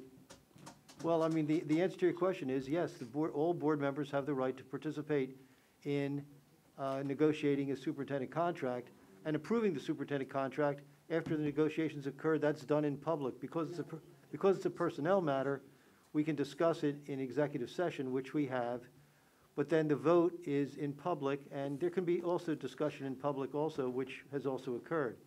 So, I mean, the answer to your question is every board member is equal and has an equal right to participate, sure. Well, every board member didn't have an equal right in this contract. That's what I'm trying to get some clarity on. Well, I mean, I understand what you're saying, but I mean, the answer to your question is what is I my know, response, thank yeah, you. sure. So I just want to be clear that we've had multiple, I just want to say this part. We've had multiple meetings. Let them pass it. And, no, I'm just going to say my piece. We had multiple meetings.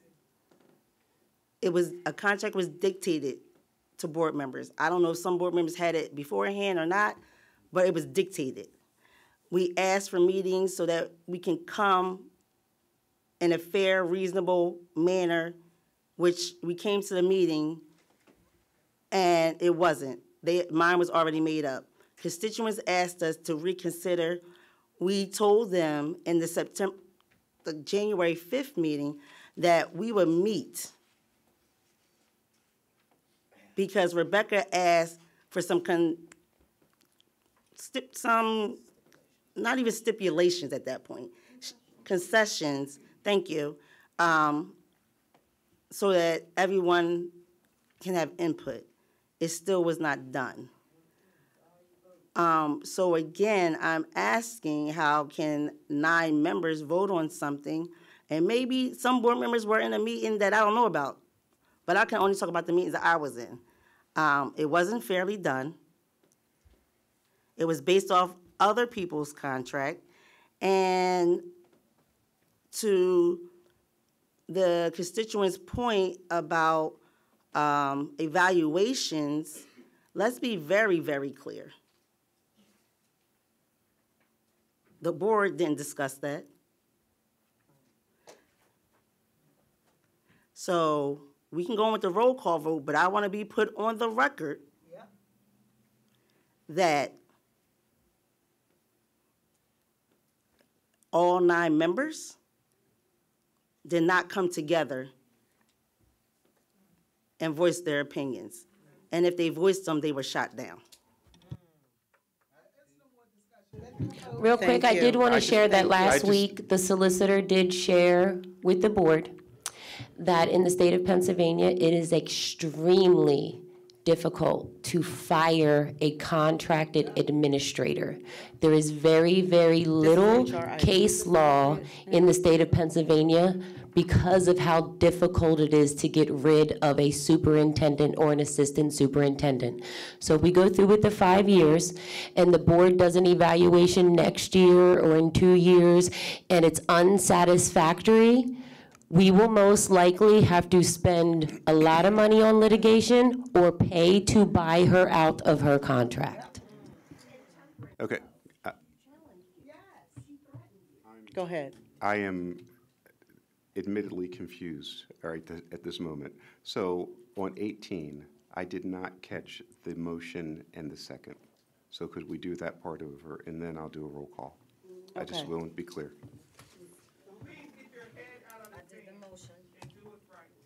And who seconded? So Dawn Crawley did the motion, and I need a second. I second it. Okay, thank you. Okay, roll call vote. This is to approve item 18. Ms. Perry, No. Ms. Monroe Whitsett, No. Mrs. Peter Coey, I'm going to let the public know that I'm voting, my vote is supported by my true impression on what Dr. Winder can do in her strategic plan. I know it's not popular, but okay, yes. yes, okay. Ms. Woodfolk, Ms. Woodfolk, Ms. Woodfolk. Listen, everybody, listen, just let us do this. Like I said, it's not over yet. Ms. Okay, Woodfolk? so I say no. Okay? Turn the agenda, Ms. yes. Harris It's Johnson, giving insurrection. Yes. Ms., Mr. Fowler, excuse me, please, please. Please.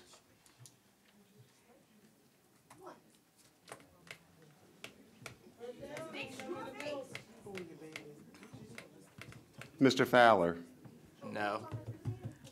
Mrs. Washington, Yes. Ms. Crawley, Yes. Mrs. Abney. Yes. Motion passes. Y'all got it. So we can move on to. Do I have a motion to approve policy So item? moved. Y'all got it. Sorry. Second. Let the games begin. For policy one.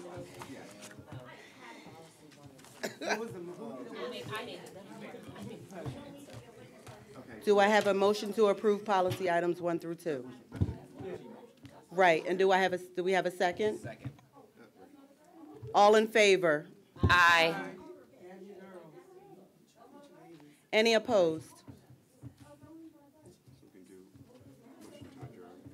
I move to adjourn the meeting. Oh, I'm sorry. I apologize. I forgot we had cards. Raquel Irons.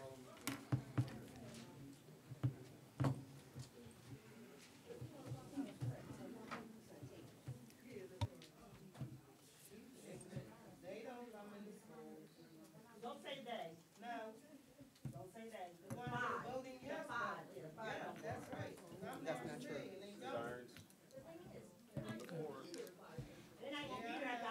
Can I get my 3 minutes, please? Okay, so it's so, oh, I'm sorry. Raquel Irons, Sharon Hill. I am also back at Academy Park.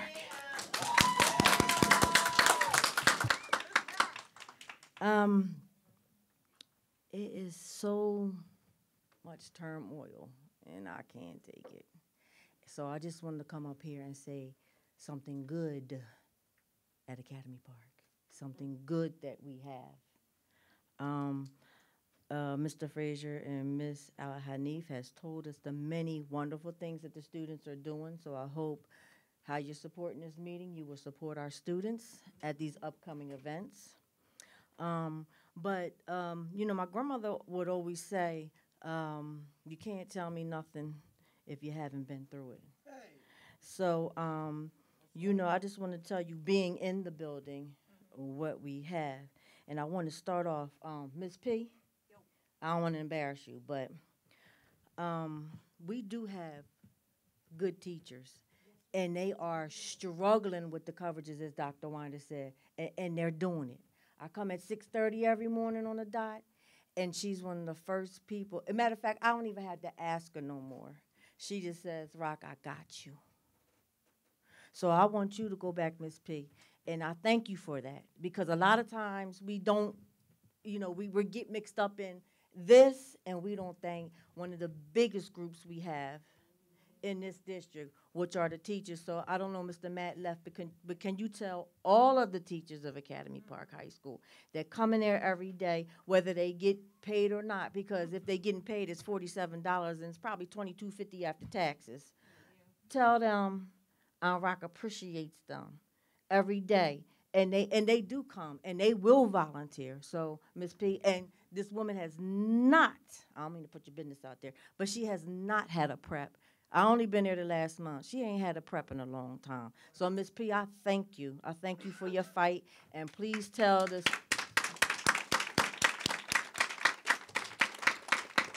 Let me hurry up, because I only got 3 minutes. I don't want to get cut off.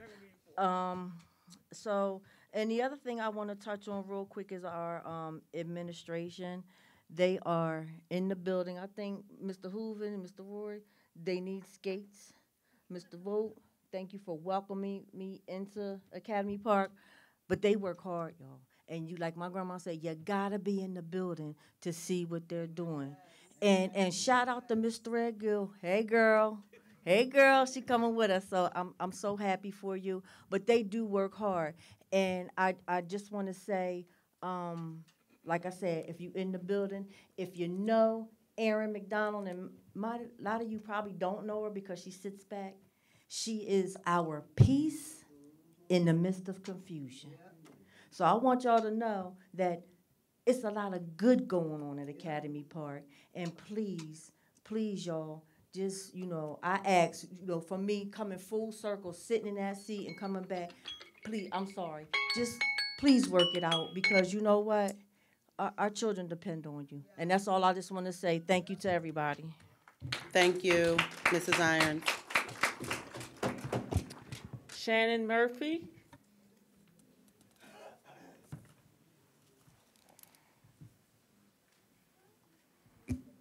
Hi, Shannon Murphy, 1003 Spruce Street, Carlingdale. Just wanted to say first to the teachers from Knights Academy that I don't think are here, but we do have it on our council agenda to hire police officers, and the first one will be the SRO for the schools. So that is on our agenda coming up next week, so good news. I was going to touch on what Nathan said earlier. My son asked me when I was leaving to come here tonight why security guards were missing from school today, because the rumors are circulating that they were fired. My thing is, if this is circulating and teachers or students think that we're down security guards and they're fired, what's going to happen to the kids that want to have chaos and trouble? We're going to have more fights. If they think we're down security guards from what we already had, now it's going to get even crazier. They actually there was people telling us on social media to riot to prove to the fact that they need security, because they were saying you should be rioting because they want to do all the security, but showing what happens when you have no security. Wow. That's just lovely. Wow. So that's scary, and I'm actually. Thank you. And then, so that's a concern. Next is Ms. Abney. I do see that you have a nonprofit that you run, which I've looked at it. It's amazing. It is amazing. But I do see that it's in Philadelphia. I'm just wondering, that since you're the school board president and you live in Collingdale, why you've never Let's come not to talk about, Collingdale? it's inappropriate to talk about it's inappropriate. It's inappropriate to attack me I'm personally not attacking, I'm outside asking of a school question. board. I'm It's just, you didn't let me finish to ask my question. But, thank you. Okay, thank you. So I just wanted to see if you have any plans to come to Collingdale Council and bring what you do in Philadelphia to the students in Collingdale and surrounding areas that you are the president of the school board for, because we have many people from Philadelphia that come to us and ask to bring their programs to Collingdale. So if you're in Collingdale, then bring it to Collingdale, because we need it for our kids. Thank you. Thank you. April McNeil.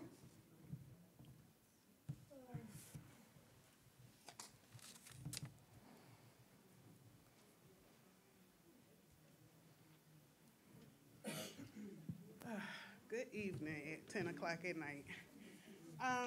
My name's April McNeil, and I live in Fallcroft. I actually originally came here because of what was posted on social media, and I found it to be very disgusting.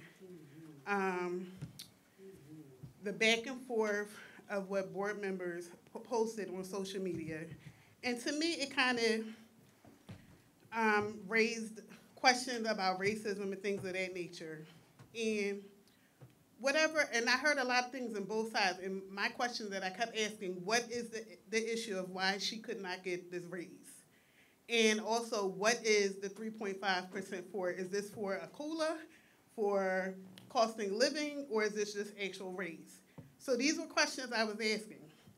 A lot of the concerns that I'm hearing today is bigger than what Fallcroft and Southeast Delco and all that. This is a political thing that you need to be talking to your state representatives about. This is not a Southeast Delco thing. So we need to be contacting state representatives. That's who we need to be talking to. They get a small portion of money because we are a small portion of the state. You need to go to your state representatives. You all need to be voting. I imagine everyone in here are voters and are voting. But your issues are bigger than her. It's more to her to run this program. And I'm not saying that these teachers aren't working hard, because I imagine that they are. I'm not saying that the people who are supporting the teachers, the aides, the security that we want to get in, the different versions of the security that we want to get in here. I am not saying none of that isn't matters. I think it's all important. My child is in one of these buildings and my 3 nieces. So I absolutely get it all, but we have got to do better by working together and using strength-based words when we're talking to each other. Everyone here. Trauma-informed. You all are trauma-informed leaders, and that's what you should be promoting. I've been here for 2 hours, not home with my child, and I'm just like, everyone is bickering bad. We will never get nothing done. That's all I really wanted to say, and I just want to finalize. Call your state representatives. Ask for more money for these schools. That's where it starts, not here. We're biddling back and forth when we need to be working together, and maybe we all come together. Maybe they can't, but we can all come together to go to our state representative that we voted for recently to get in these doors. Stop fighting with each other and work together. This isn't working. Thank you. Thank you. And stay off of social media with their nonsense and the back and forth of the white parents versus the black parents. As a black woman, we should be the last to be putting anything on social media about white versus black. Don't do it no more. That's right. And I told you that on social media, and I hope you hear it. My fight is different from yours, so I'm going to do Baby, what I got to do. That's the problem that you're missing. Okay, well, that's the problem that you're missing. Okay, that's what you As an African American woman, that's the problem you're missing. If it was the white folks telling, oh, bring the black folks in, that's not what we need to do. Forget that part. It started with, I don't care, but she shouldn't follow up with you. Okay, it started from the Call president. your state representative. It is true. Call your state representatives. Thank you. From the president, so That is not true. Is that what you teach your child out? So when they start something, you do follow up? That's the case. Okay, yeah. You will not see me on social media talking down about my colleagues. Thank you. How would you know? Thank you.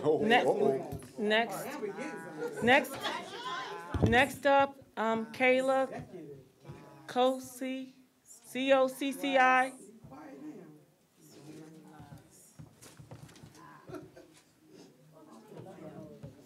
Hi, I put my work, like, cause I work in Sharon Hill. Sorry. I work in Sharon Hill. I think I put my company. I usually come to like these school board meetings every day. I sit in the front. I'm usually just trying to be quiet, polite, just observe it.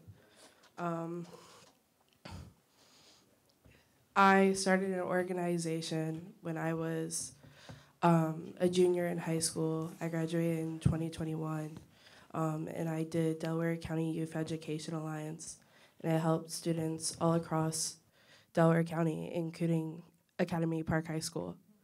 And there was over 15 students that were involved. And through that, like not to get personal, but like I met my boyfriend through that, and he was a graduate of class of 2021. And we worked on issues in our schools, we worked on issues in our communities to just, you know, try to unite instead of like, you know, division. And I wouldn't say, I wasn't a student at Academy Park. I'm a student from Ridley, grew up in Ridley, ran for school board when I turned 18 because I didn't see leaders for Ridley School Board who looked like me or were doing what they needed to do for me. So I became that person. Looking at you two over here. So really, like, all I just want to bring to this is ever since I graduated, like, I've been working with children in this area. I love kids, I love education, that's what I'm passionate about. But I really, after seeing so many fights, I haven't seen anybody really talking about kids. We're throwing around fight words, we're calling each other names, we're arguing about money. I don't care who has $1 million. I really don't.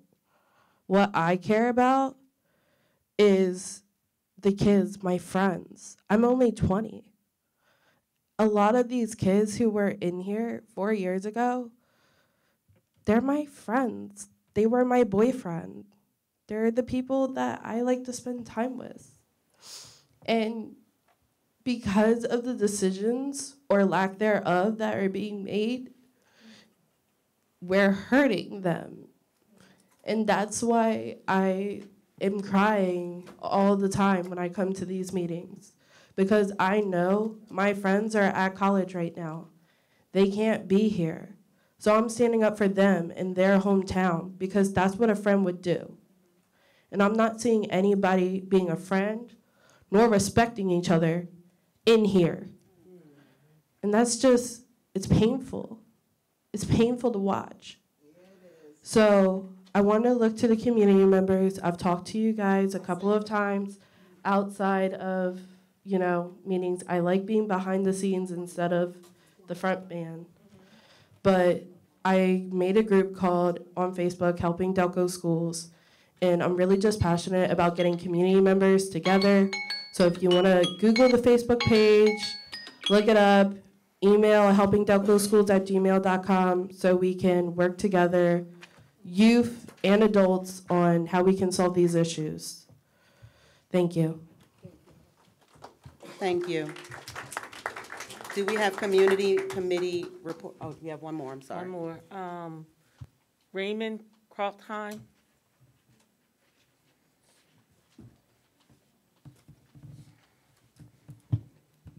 Raymond Kralheim, Fallcroft. Just a follow-up on what members at Knight Academy mentioned earlier today about the Evolve system.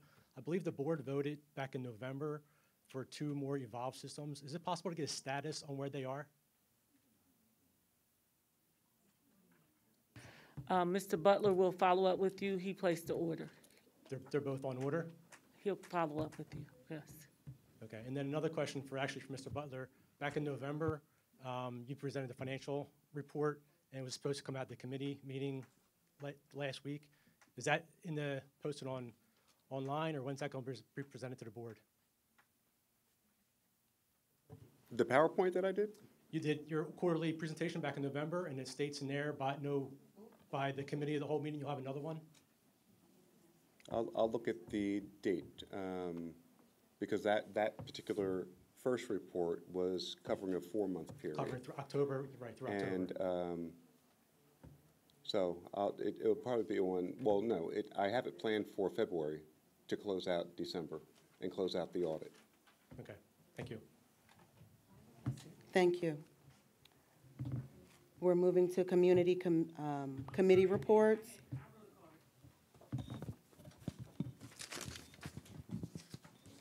Hold on, let us check for it, please. What's the name?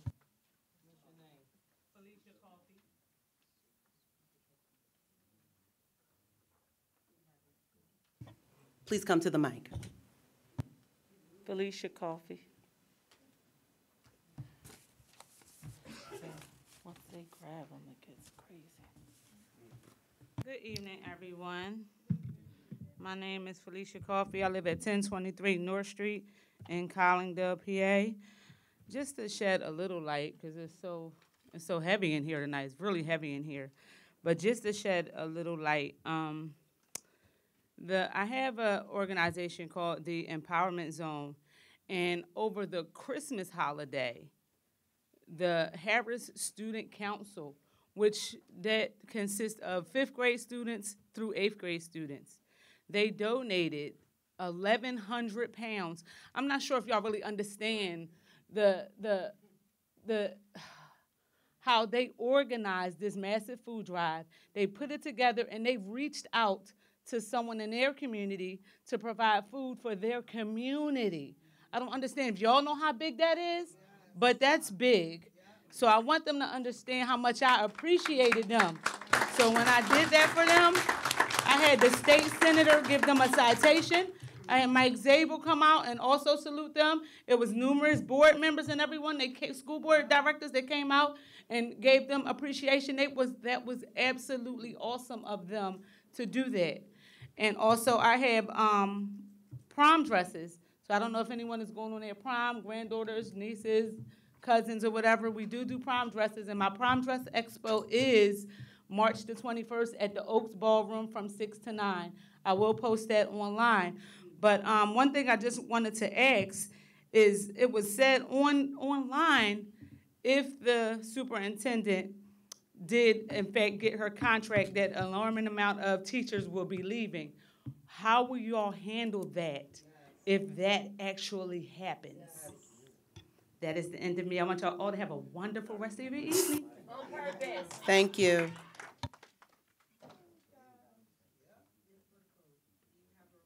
For community, Delaware County Community College. No, I do not. Thank you. Ms. Monroe Woodset, do you have a report on the Delaware County Intermediate Union? Ms. Coffey? Yes. To answer your question, if you don't have enough employees in the district and the state comes in, then we will be Chester Upland. And no, I do not, Madam President. Thank you. Mr. Fowler, do you have a report on the PSBA Legislative Council? Not at this time, Madam President. Ms. Perry, do you have a report on the Parent Student Advisory Committee? Yes, I do, Madam President. Thank you. And I'm always so grateful to be able to end these meetings and share lots of positive, good news with you guys. So first, any teachers that are here or might end up seeing this on YouTube, if you haven't received an email yet, at this time, any teacher, any coach in the entire district from any of our schools, even if it's life skills or you want stuff for recess or you have soccer or football players who can't afford to get themselves cleats, all 6 of our schools have been approved, and I'll add Knights Academy. I think I forgot it, to be honest, but I will get them an application in. You can schedule an appointment to go to Leveling the Playing Field in Darby Township, and go on a shopping spree for free for new and gently used sports equipment. And one of the things that they really focused on when we visited there is the price of lacrosse sticks. Lacrosse sticks are very, very expensive. And I do worry sometimes that some of our kids may be deterred from playing sports if they cannot afford what they need. So I want to share they have lots and lots of lacrosse sticks there, and especially because we would love our young girls to follow in the steps of Miss Dayana Allen, who our board president announced did recently sign to Howard as a D1 athlete. And she is the first student from Academy Park to be accepted to play Division I lacrosse. That is huge.